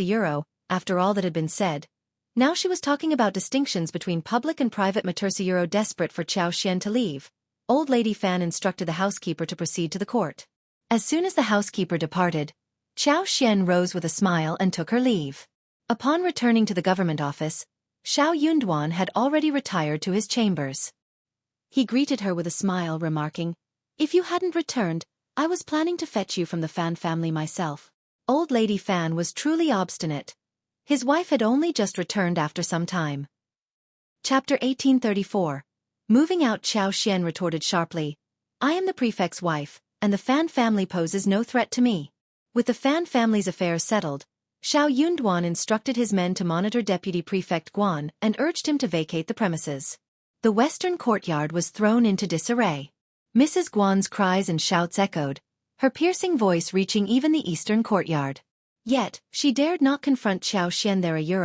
whether out of fear or caution, perhaps warned by Deputy Prefect Guan. Ignoring the occasional curses hurled her way, Xianxia remained steadfast as long as she didn't give chase. Given Deputy Prefect Guan's dismissal, it was only natural for him to relocate from the government office's premises. There was no other choice. In the western courtyard, Mrs. Guan was devastated. Despite her prolonged tears, she couldn't find solace. It felt surreal, as if she had been cast into a nightmare. Was she no longer the deputy prefect's wife? Had her husband been reduced to a mere scribe? Setting aside the substantial disparity in income between the deputy prefect's annual salary of 200 taels of silver and a scribe's meager less than 30 taels, her social status had plummeted. How would she ever face society again? Initially refusing to budge, Mrs. Guan had regarded this place as her sanctuary, having resided here for so many years. However, the bailiff's ultimatum to vacate within 3 days or face expulsion by Lord Xiao left her seething with anger and resentment, prompting her to reluctantly order the packing of her belongings. Simultaneously, she dispatched people to organize the house. In addition to their current residence in An's province, they possessed another courtyard. It was neither grandiose nor modest, but sufficient for their family's needs. Yet, they seethed with indignation. Even if you haven't contributed lately, your past efforts speak volumes, old master. You've dedicated so much to An's province. How can Lord Xiao dismiss you so callously? It seems he's reluctant to admit his failure to shake An's province to its core and incite widespread panic. You've served as deputy prefect for a decade. What transgression warranted your expulsion? As Mrs. Guan continued, her despondency deepened. She exclaimed furiously, I refuse to leave. I won't budge an inch. Let's see if they have the gall to forcibly eject us. If they dare lay a hand on my possessions, I'll challenge their authority. Is there no law for princes, kings, or rulers? Initially, Mrs. Guan had hoped to remain in the eastern courtyard, but now even the western courtyard was off limits. How could she not be furious? Deputy Prefect Guan glanced at her. His smile tinged with coldness, as he recounted the ordeal with the Fan family. You're well aware of old lady Fan's character, aren't you? She won't yield an inch to the Xiao couple. Do you honestly believe we stand a chance? Mrs. Guan was left speechless. Don't let anger consume you, Deputy Prefect Guan sighed wearily, rubbing his tired forehead. His cold eyes betrayed no emotion. Just observe. This is merely a setback. We may yet find an opportunity to turn the tide. Mrs. Guan sneered, her teeth clenched. Fine, I'll heed old master's advice. An's province operates by its own rules. Let's see how it all unfolds in the end. Less than 3 days later, on the second day, Deputy Prefect Guan's family vacated their residence. Mrs. Guan's disdain for Xiao Yunduan was palpable. She stripped the house bare of anything movable, leaving not a single curtain behind. She even instructed the servants to uproot numerous flowers and trees from the garden, claiming she had planted them herself. Since she was leaving, she insisted on taking them along. The once lush garden was now a chaotic scene of upturned soil, broken branches, and scattered leaves, a testament to Mrs. Guan's spiteful departure. Chapter 1835. The opportunity has finally come. Xianxia remained silent, fully aware that she lacked the capability to overhaul the entire garden. But in truth, it hardly mattered. Her intention was to revamp the garden entirely. She envisioned adding more strawberry patches in one corner, alongside dragon fruit, lychee, longan, cherry, passion fruit, lemon, and various other fruit trees. Her plan was to plant at least 2 of each, ensuring an abundance of fresh fruits. As Deputy Prefect Guan's family departed, the family of Jianghu promptly moved in. Both Mrs. Jia and Mrs. Guan harbored dreams they never thought would materialize. Residing in the government office's backyard. On the day of their arrival, Mrs. Jia paid a visit to Xianxia at the eastern courtyard. Her demeanor exuded humility without veering into flattery, making everyone feel at ease. Xianxia found this unexpected. Mrs. Jia, wife of Jianghu, proved to be a woman of virtue, far surpassing Mrs. Guan. Jianghu himself was elated. He had longed to demonstrate his abilities and achieve something noteworthy. Yet, each prefect lord had treated this land as temporary, fixating on departing as swiftly as possible. Naturally, none cared about leaving a lasting impact. As time wore on, Jianghu grew increasingly disheartened. Though he managed to eke out a living, he remained somewhat out of sync with the others, thus earning the disdain of Deputy Prefect Guan. However, there was nothing particularly remarkable about him. Deputy Prefect Guan saw some utility in having such an individual around, so he harbored no intention of ousting him. For Jia Heming, leaving the government office voluntarily was out of the question. What prospects awaited a cultivated talent like himself elsewhere? His position at the state office, though sometimes idle, was still preferable to most other professions. Seeking a similar post elsewhere after departing An's province would be nothing short of wishful thinking. Yet, deep down, he still yearned to forge a career. And finally, an opportunity presented itself. Replacing Deputy Prefect Guan didn't trouble Jia Heming in the least. Lord Shao had already displayed remarkable leniency by retaining someone with Deputy Prefect Guan's dubious intentions within the government office.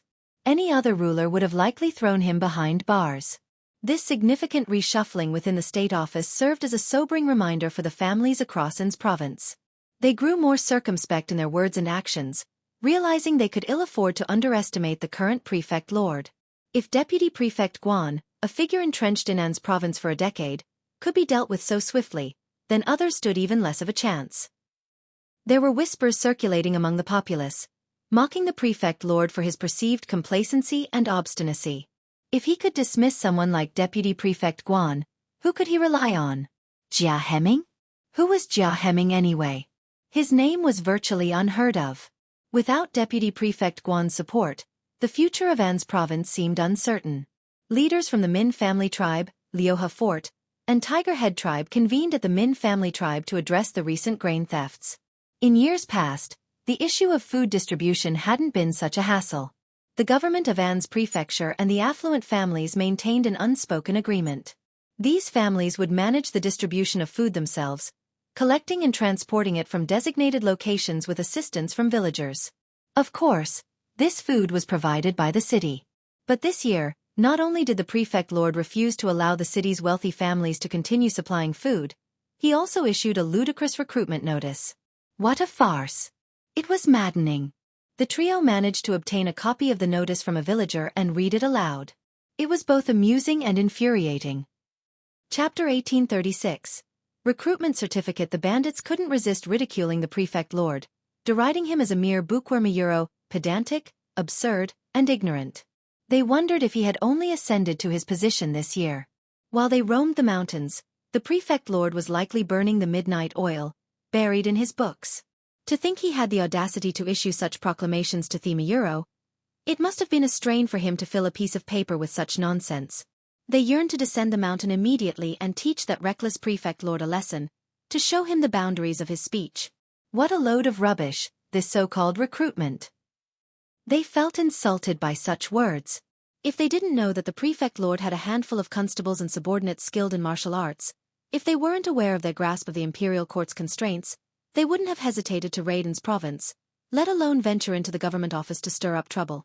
As they gathered, they couldn't resist mocking and jesting at the purported documents. Lord Shao must have lost his mind. These scholarly types are all the same lost in their books. He's quite confident. Let's see how that turns out for him. This time, we're not just after food. We're going to give him a lesson he won't forget, so he learns not to overstep. In the end, the bandits reached a unanimous decision. They would join forces in this endeavor. Failure was not an option. They were determined to deliver a resounding blow to that pedantic prefect lord with their actions. As luck would have it, they had learned that the next shipment of grain would be making its way back to An's province city from Liangshan town in 3 days' time. Liangshan town, situated to the north of An's province, lay 100 miles away from the city. En route, they would pass through a vast rock canyon spanning over 10 miles. The canyon, deep and lengthy, boasted towering cliffs on either side and treacherous peaks. Remarkably, this colossal rock formation was situated not far from Liuhe Fort. It seemed like the perfect gathering point for their plans. The second-in-command of the Tiger Head tribe spoke with icy resolve. "I'll lead the charge. Those constables are going to meet their end." After half a year of recuperation, his injuries had finally healed. But this matter had left him deeply humiliated. It felt like a stain on his honor, a wound that refused to heal. He couldn't bear the thought of facing his comrades with his head held low. Revenge was now imperative. Only by avenging his past humiliation could he regain his dignity. Moreover, he harbored a deep-seated hatred for the prefect lord. Despite his outward appearance of recovery, he knew his Buddhist foundation remained compromised. His strength and agility were but shadows of their former selves. If it came to a fight, his endurance would pale in comparison to what it once was. The momentary lapse in judgment had led to grave consequences. How could he not feel enraged? The fourth in command of the Min family tribe chuckled softly.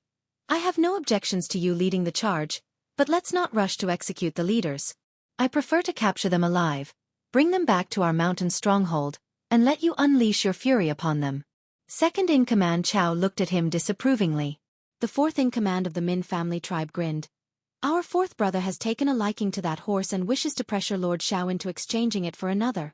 Second brother Chao, I'd appreciate your assistance in this matter. In the Min family tribe, the first and third heads bore the surname Min, while the second in command and fourth in command adopted the surname Min as well, making all four leaders Min family heads. Second in command Chao frowned reluctantly. Exchange hostages?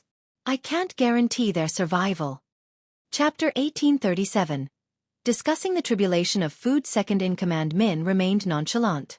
As long as Lord Xiao believes they're still breathing and is willing to trade that horse, it matters little to me. Understanding his implication, the group exchanged knowing glances and chuckled. Even second in command Chao joined in, his laughter laced with a fierce edge. Fine, we'll nab him alive. Once he's in my grasp, hell rue the day he set foot in this world. As bandits, reneging on promises to authorities was par for the course. So what if they didn't release him after securing the horse? If Lord Xiao had the gall, he could come to the mountain and contest with them. Fourth in command Min chuckled, laying claim to the horse. That steed is a gem. I saw it first. None of you better lay a finger on it when the time comes. Second in command Chao snorted. I only seek retribution. Though the others were tempted, fourth in command Min's declaration left them with little choice but to acquiesce with smiles. As the bandits plotted their grain heist, Xiao Yunduan, Zhang Sang, Sun Bai, Sun Qian, Wu Guan, and the Wei brothers, sent by Meng Wanfu, convened to discuss the topography of An's province. Zhang Sang and the others, seasoned in military strategy, could easily anticipate the tactics of these unconventional mountain bandits. Lord Xiao's arrogant attitude, epitomized by his measly offering of 1,000th of a tael, seemed to belittle the bandits as mere weaklings. Such hubris would undoubtedly stoke their fury. These bandits were untamed and boastful, accustomed to referring to themselves as princes, kings, and monarchs. How could they tolerate such insolence? How could they resist the urge to teach Lord Xiao a humiliating lesson? Moreover, with the upcoming shipment of food passing through the treacherous rock canyon en route from Liangshan town, the bandits saw an irresistible opportunity for plunder. Despite the inevitable heightened vigilance from the government, they remained undeterred. Their lack of knowledge about the government's true strength, coupled with their belief that any previous defeats were due to underestimating the enemy, fueled their confidence. This time, they meticulously planned every detail. How could the government hope to stand against them? Xiao Yunduan cast a grave glance at his companions, speaking in a hushed tone. The mountain bandits may underestimate our strength, but we mustn't underestimate theirs. We must be thoroughly prepared this time. Remember, stay vigilant and never let your guard down. There's no room for mercy this time. Shoot on sight and capture the bandit leader alive if possible. Yes, Lord. With Jia Heming as deputy prefect, Xiao Yunduan felt a weight lifted from his shoulders. At least now, he didn't have to be as vigilant when organizing dispatches. Deputy Prefect Guan, or rather, Scribe Guan, was so enraged that he feigned illness and avoided attending court. He remained holed up at home recuperating. Xiao Yunduan couldn't have asked for a better outcome and eagerly awaited his recovery. A few days after Scribe Guan and his family vacated the backyard, the Fan family unexpectedly sent a letter to Chao Xian, inviting the prefect's wife and the deputy prefect's wife to their mansion to admire chrysanthemums, enjoy wine, and listen to opera. Mrs. Jia found herself in a quandary. She was reluctant to attend such a high-profile event, particularly at the Fan family's residence, which she suspected harbored ulterior motives. Chapter 1838. Fan Family's Treat. I've never attended such a large family banquet before. I'm feeling quite unprepared and uncertain. What if I embarrass myself? Perhaps I should find a polite excuse to decline the invitation. We can discuss it further later. Madam Xiao, what do you think? Qiao Xian offered a reassuring smile.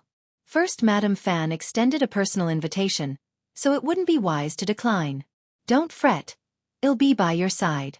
And as the wife of the deputy prefect, even old Lady Fan will have to accord you some respect. What's there to fear? The Fan clan might be influential, but it's not a den of tigers. Just stick with me when the time comes. Well, Mrs. Jia couldn't refuse Qiao Xian's kindness. After some thought, she nodded with a smile. All right, I'll trust your guidance, and I hope you'll offer some advice. Don't worry. Although, I should caution you that Scribe Guan's wife might also be in attendance. Just be mentally prepared. Scribe Guan's wife? Initially unfamiliar with the term, Mrs. Jia's anxiety heightened as she pondered. Qiao Xian chuckled. It's no secret that old Lady Fan and the lady of the Fan family have never seen eye to eye with me. And Scribe Guan's wife isn't one to be underestimated either. She's not one to take being sidelined lightly. It's only natural for the Fan family to extend an invitation to her. Wasn't it obvious that he was aiming to stir up trouble and enjoy the spectacle? Mrs. Jia glanced anxiously at Qiao Xian. Indeed, Mrs. Guan was not one to be trifled with. Historically, all the scribes' wives had to cater to her whims. Those who failed to flatter her adequately or were simply not to her liking were met with disdain and ridicule. Jia Hemming had never found favor with Scribe Guan, and Mrs. Jia had been subjected to Mrs. Guan's mockery. Given Mrs. Guan's volatile nature, encountering her at the Fan family's gathering could easily lead to confrontation. Wouldn't that Qiao Xian grinned. What's there to fear? We won't incite trouble, but we won't allow ourselves to be pushed around either. She's merely a scribe's wife. There's no need to be intimidated. If she crosses a line, give her a piece of your mind. She won't relent unless Scribe Guan intervenes, and I doubt he'd be willing to do that. Though still somewhat apprehensive, Mrs. Jia felt reassured by Qiao Xian's words. After a moment's consideration, she nodded with a smile. You're right. I'll trust your judgment. Qiao Xian's smile widened. Don't fret. If she oversteps, I won't hesitate to address it. Xiao Yunduan had been instrumental in promoting Deputy Prefect Jia, and during a conversation with Qiao Xian in the office, he expressed great satisfaction with Jia's performance. He was even pleasantly surprised by Jia's adept handling of various administrative tasks, marveling at his efficiency and organization. Since assuming the role of Deputy Prefect, Jia's capabilities had grown exponentially compared to his time as a scribe. Xiao Yunduan couldn't help but feel fortunate. He had stumbled upon a valuable asset. It was only natural for Qiao Xian to safeguard Mrs. Jia. They were a team, after all. Mrs. Jia felt completely reassured. With a smile, she rose and took her leave. Chapter 1839. Just what I wanted. Qiao Xian paused, a subtle smile playing on her lips. She then instructed Li Xia and Li Qiu to fetch some attire suitable for the upcoming banquet at the Fan family's residence in a couple of days. Unbeknownst to Mrs. Jia, Qiao Xian regarded the Fan family's invitation merely as an opportunity to advance her own agenda. With Xiao Yunduan having already incurred the wrath of the bandits from the 3 villages, Qiao Xian was eager to provoke the Fan family as well. It could potentially yield favorable results. Both Xiao Yunduan and Qiao Xian harbored suspicions that these affluent families might have clandestine dealings with the bandits. The Mei family and the Hua family appeared to adopt a neutral stance, seemingly aligning themselves with whichever faction emerged victorious. Consequently, Xiao Yunduan deemed them unworthy of serious consideration. Banditry was rampant in An's province, forcing many to engage in covert transactions for survival. This was an accepted reality. However, the deep-seated animosity the old lady of the Fan family harbored towards Xiao Yunduan and Qiao Xian raised doubts about whether she would seek to establish any form of collaboration. Xiao Yunduan's strategy involved eliminating the mountain bandits before consolidating control over An's province's local power structure. This approach would facilitate smoother execution of commands, circumventing the need for incessant clashes with influential family clans. Few things were as daunting as the prospect of dismantling one of the 3 mighty clans, namely, the Fan clan. The Fan family likely never imagined that, in the eyes of the prefect, their reckoning loomed on the horizon. That morning, after spending some time playing with her son and attending to his needs, Qiao Xian entrusted him to the care of the nanny and maids. She then changed into her attire as a guest, tidied her hair, and dispatched a servant to summon Mrs. Jia. Xiao Xian's attire was resplendent. A vibrant satin gown adorned with inch-wide silver trimmings along the sleeves, collar, and lapels. Delicate begonia flowers were intricately embroidered onto the edges, complemented by a pleated white silk skirt. Her hair was styled into an elegant bun, accented by a peach-shaped red jade ornament with rubies, and adorned with diamond-shaped beaded jade hairpins at the temples. With lightly brushed eyebrows, delicately tinted cherry lips, and a complexion akin to smooth jade, her minimal makeup enhanced her clear autumn eyes and radiant smile. Each gesture exuded grace and poise befitting the prefect's wife, commanding respect without appearing domineering. Mrs. Jia, too, was attired for the occasion, donning a silver blue embroidered gown paired with a golden hairpin, emanating an air of dignified elegance. These matching grape ornaments were a special gift from Xiao Xian to Deputy Prefect Jia upon his recent promotion, exquisitely crafted and adorned with rubies and sapphires, exuding opulent splendor. This pair of golden hairpins was valued at around 500 taels of silver, a sum far beyond Jia Hemming's means. Upon receiving the gift, the couple was taken aback. Though they couldn't ascertain its exact value, they could discern its extravagance. Mrs. Jia hesitated to accept it, considering its exorbitant worth, and suggested returning it to Xiao Xian. However, Jia Hemming insisted they retain the gift, proposing instead to express their gratitude personally by sending a gift to the East Courtyard the following day. It was the first time Mrs. Jia had adorned herself with these golden hairpins to receive guests. Despite feeling a bit anxious, Xiao Xian's compliment eased her nerves. "These golden hairpins suit you perfectly, Mrs. Jia. They enhance your appearance beautifully. I have a knack for selecting gifts." "Indeed you do," Mrs. Jia responded with a smile, feeling reassured. Unperturbed by the anticipation of the grand entrance, Xiao Xian remained unfazed.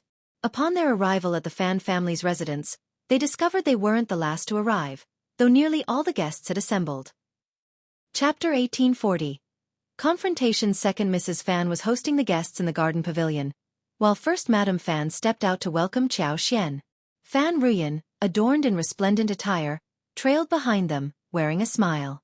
First Madame Fan's expression darkened momentarily, but unable to voice her thoughts, she relented. Upon spotting Xiao Xian and Mrs. Jia, First Madame Fan warmly greeted them upon their arrival at the mansion. Though no one else noticed, Mrs. Jia caught several disdainful glances from Fan Ruyan. Feeling irritated, she suppressed her emotions and feigned ignorance. Unbeknownst to her, Fan Ruyan's contempt for her deepened. In Fan Ruyan's eyes, Mrs. Jia appeared undeserving of her position as the deputy prefect's wife, seemingly elevated through sycophancy rather than merit. With a smile, Fan Ruyan remarked, "Madame Xiao and Mrs. Jia seem to share a close bond. The relationship between the deputy prefect's wife and the prefect's wife is truly exceptional." Xiao Xian shot her a glance before nodding with a polite smile. Fan Ruyan grudgingly acquiesced, but before she could question why Mrs. Jia hadn't been as close to Mrs. Guan before, First Madame Fan swiftly intervened. Sensing the impending negativity, First Madame Fan swiftly redirected the conversation with a smile. "Sister, are the pastries in the pastry room prepared? Could you please check for me? I'd greatly appreciate it." Though disgruntled, Fan Ruyan couldn't openly defy her sister-in-law's request. Reluctantly, she complied, casting a disdainful glance at First Madame Fan before departing. What was her sister-in-law insinuating? Madame Xiao and Lord Xiao held no regard for the Fan family. They had brought disgrace upon them, causing considerable financial losses. So why should she restrain herself from making a few cutting remarks? Did the Fan family now grovel at the feet of others? Since when had the Fan family become so feeble and susceptible to bullying? After being slapped, were they to eagerly present their cheeks for another strike? Was her mother's invitation merely a facade to reconcile with her? Did her sister-in-law remain oblivious to this? First Madame Fan extended polite greetings and ushered Xiao Xian and Mrs. Jia to the pavilion. The assembled guests greeted them warmly, with Xiao Xian reciprocating with a genial smile as she settled beside Mrs. Jia. Many women discreetly appraised Mrs. Jia. While some were familiar with her, most were not. However, today's gathering would acquaint them with her. As the deputy prefect's wife, Mrs. Jia now commanded a different level of respect. Henceforth, any invitation extended to the deputy prefect would naturally include his wife. Inviting the prefect's wife to a banquet was considered an honor. Several guests couldn't help stealing glances at Mrs. Guan. Known for her prickly temperament, her pallid complexion betrayed her inner turmoil. Despite her efforts to maintain composure, her visible tension didn't go unnoticed. Internally, many chuckled, yet a sense of anticipation lingered. It was evident that the Fan family's deliberate inclusion of Mrs. Guan was meant to provoke discord. It appeared the Fan family harbored a deep-seated animosity towards Lord Xiao and Madame Xiao. Chapter 1841. Meeting on a narrow path, Mrs. Guan braced herself for the challenges she anticipated facing that day. Despite knowing the ordeal that awaited her, she chose to attend nonetheless. Why should she stay away? Her conscience was clear. She had done nothing wrong. If anyone should feel ashamed or avoid confrontation, it was not her. With pursed lips, Mrs. Guan cast a chilling glare at Xiao Xian. Her gaze bore such intensity that it was impossible to ignore. Xiao Xian, however, met her gaze calmly, her expression serene, as though Mrs. Guan were no different from any other guest. Mrs. Guan's chest tightened. One thought echoed in her mind. What audacity! Why did Xiao Xian exude such self-righteousness? Observing this exchange, Mrs. Jia couldn't contain her satisfaction. Finally, Mrs. Guan faced repercussions. Witnessing this was immensely gratifying. The fleeting illusion dissolved as reality set in. Mrs. Guan was no longer the deputy prefect's wife, and her husband had indeed secured a promotion. Fan Ruyan rolled her eyes and addressed Mrs. Jia with a saccharine smile. Mrs. Jia, what a delightful surprise to have you here. Although we've never met before, today provides us with an opportunity to acquaint ourselves. You should grace us with your presence more often. It would afford us the chance to forge a deeper connection. Much like with Mrs. Guan, we're all quite familiar with each other here. Since you're a regular attendee, I'm sure you're well acquainted with Mrs. Guan, aren't you? Mrs. Guan's disdain was evident in her sneer, cutting through the air with clarity. Throughout the gathering, numerous glances exchanged conveyed subtle messages, laden with meaning or ambiguity. Feeling somewhat uneasy, Mrs. Jia sought solace in Xiao Xian's composed demeanor as she conversed with another guest, seemingly oblivious to the tension. Mustering her resolve, Mrs. Jia nodded in agreement with Fan Ruyan's compliment. Your kindness is greatly appreciated, Mrs. Bai. In her response, she tacitly endorsed Fan Ruyan's suggestion, signaling her willingness to engage more actively in social gatherings in the future. However, as Mrs. Guan contemplated Mrs. Jia's prospective interactions with the other ladies, attending lavish events, and being accorded the same respect she once enjoyed, a surge of irritation coursed through her. All of this had once been hers. Jia Hemming's efforts to curry favor with Xiao Yunduan, betraying her in the process, had led to her displacement and her husband's downfall. Mrs. Jia, whom she had scarcely acknowledged in the office, now occupied the position she once held. How could she possibly accept this? Rage simmered within Mrs. Guan, manifesting as a slight tremor in her body. She glared at Mrs. Jia with a sharp look. Fan Ruyan's bright smile adorned her face as she coyly covered her mouth, emitting a girlish giggle. Oh, you're far too kind. Your grace, virtue, and elegance are unmistakable. One glance is all it takes to discern that you're no ordinary woman. It's no wonder you've been blessed with such good fortune. I dare say, your luck still lies ahead of us, doesn't it? Ha ha ha. With a genial smile, Fan Ruyan directed her question to the assembled guests, each of whom felt compelled to respond with smiles and nods of agreement. Mrs. Guan seethed with mounting fury, her grip on her handkerchief tight enough to fray its edges. She recognized Fan Ruyan's deliberate provocation, yet her anger wasn't directed towards Fan Ruyan herself.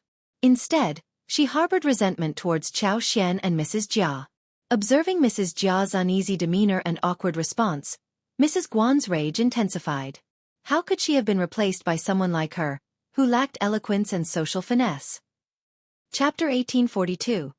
Most reasonable Mrs. Guan refrained from confronting Xiao Xian directly, yet she harbored no apprehension towards Mrs. Jia, whom she had never held in high regard. Nevertheless, she remained steadfast in her refusal to accept the situation. Fixing her gaze on Mrs. Jia, Mrs. Guan's smile turned icy. The story isn't over yet. Whether it's a blessing or not remains to be seen. With a smirk, she continued, but I must say, your attire today is quite the revelation. As the saying goes, fine feathers make fine birds. You appear remarkably presentable today, almost unrecognizable from your former self. A few ladies couldn't stifle their amusement, discreetly covering their mouths to suppress their laughter. Mrs. Guan's thinly veiled mockery of Mrs. Jia's previous modest appearance, contrasted with her current perceived arrogance, did not go unnoticed. Mrs. Jia anticipated Mrs. Guan's taunt, yet found herself at a loss for words. Responding in kind would only reflect poorly on her character, especially considering Mrs. Guan's former position of authority over her.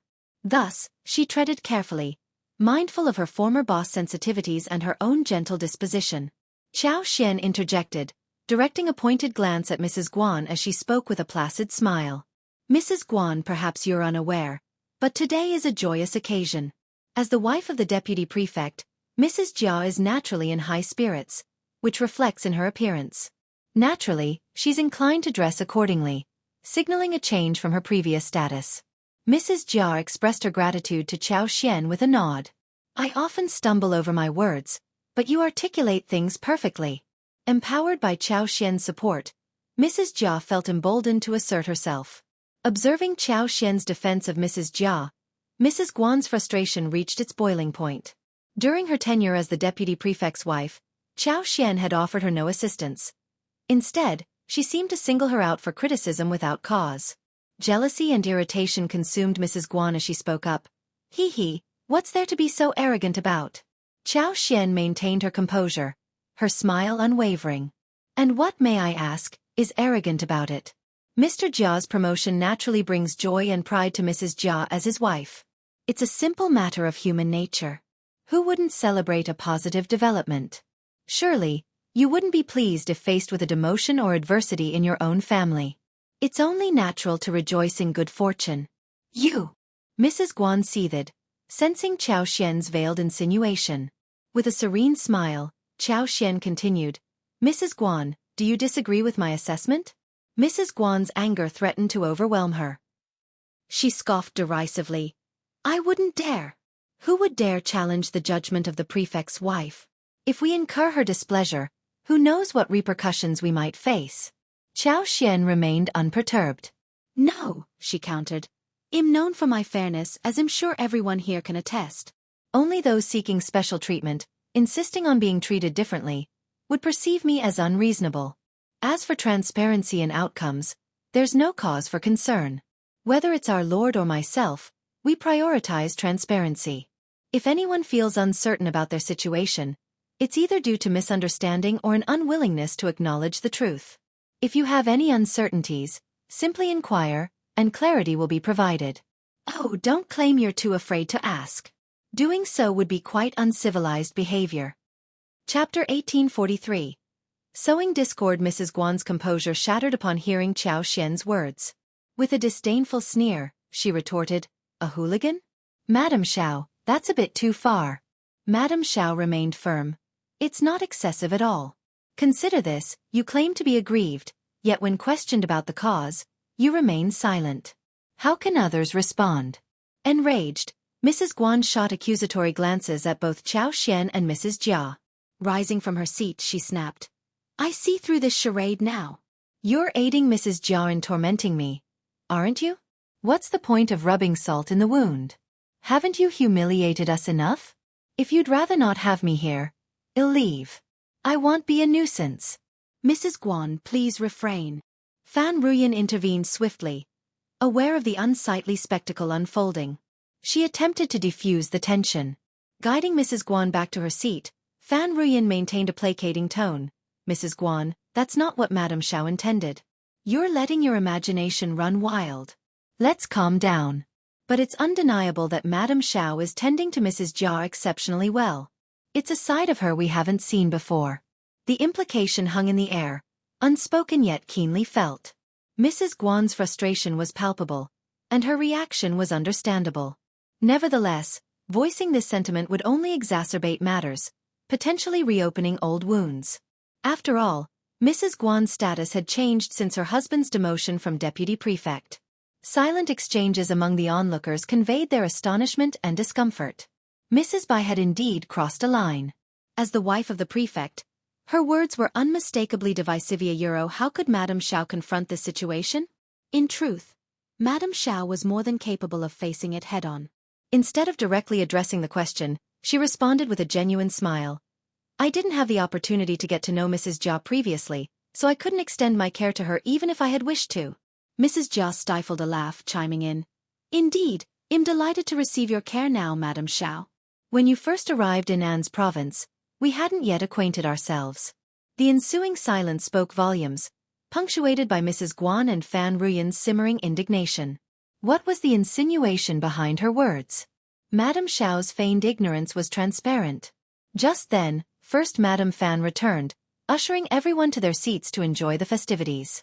Fan Ruyan put on a smile, though her eyes betrayed a frosty demeanor. Mrs. Guan shot dagger-like glances at Mrs. Jia throughout the meal, her resentment palpable. During the seating arrangements, Fan Ruyan placed Mrs. Guan at the table with Qiao Xian and Mrs. Jia. Curiously, Mrs. Guan opted to sit beside Mrs. Jia, prompting a subtle sigh of relief from the latter. Mrs. Guan perceived it all as a cheap ploy, a devious stratagem, cursing inwardly. Sycophant! Deceitful schemer! Utterly shameless! She scoffed internally at the implication. So what if she was once the wife of the deputy prefect? She was nothing more than a lapdog at Madame Xiao's side. As the banquet commenced, Qiao Xian's smirk directed towards Mrs. Guan was accompanied by a pointed remark. Mrs. Guan, perhaps instruct your servants to be cautious when serving, lest Mrs. Jia receive the wrong dish. We wouldn't want rumors circulating about your narrow-mindedness and vengeful intentions, would we? Chapter 1844. Half-joke exposed Mrs. Guan had contemplated such a move. But even if it seemed obvious, she doubted Mrs. Jia would dare to retaliate. However, Qiao Xian's jesting tone gave her pause. Repeating the act would be undeniably shameless. Though Mrs. Guan didn't find dealing with people like Qiao Xian and Mrs. Jia particularly daunting, she preferred not to draw attention in front of the crowd. What do you mean, Madame Xiao? I'm not quite following, Mrs. Guan feigned surprise, masking her true intentions with a chuckle. My servants are quite astute. They wouldn't be so careless. Perhaps there's been a misunderstanding, Madame Xiao. Qiao Xian's smile widened. Ah, excellent then. Fan Ruyan couldn't help but envy Mrs. Guan's composure.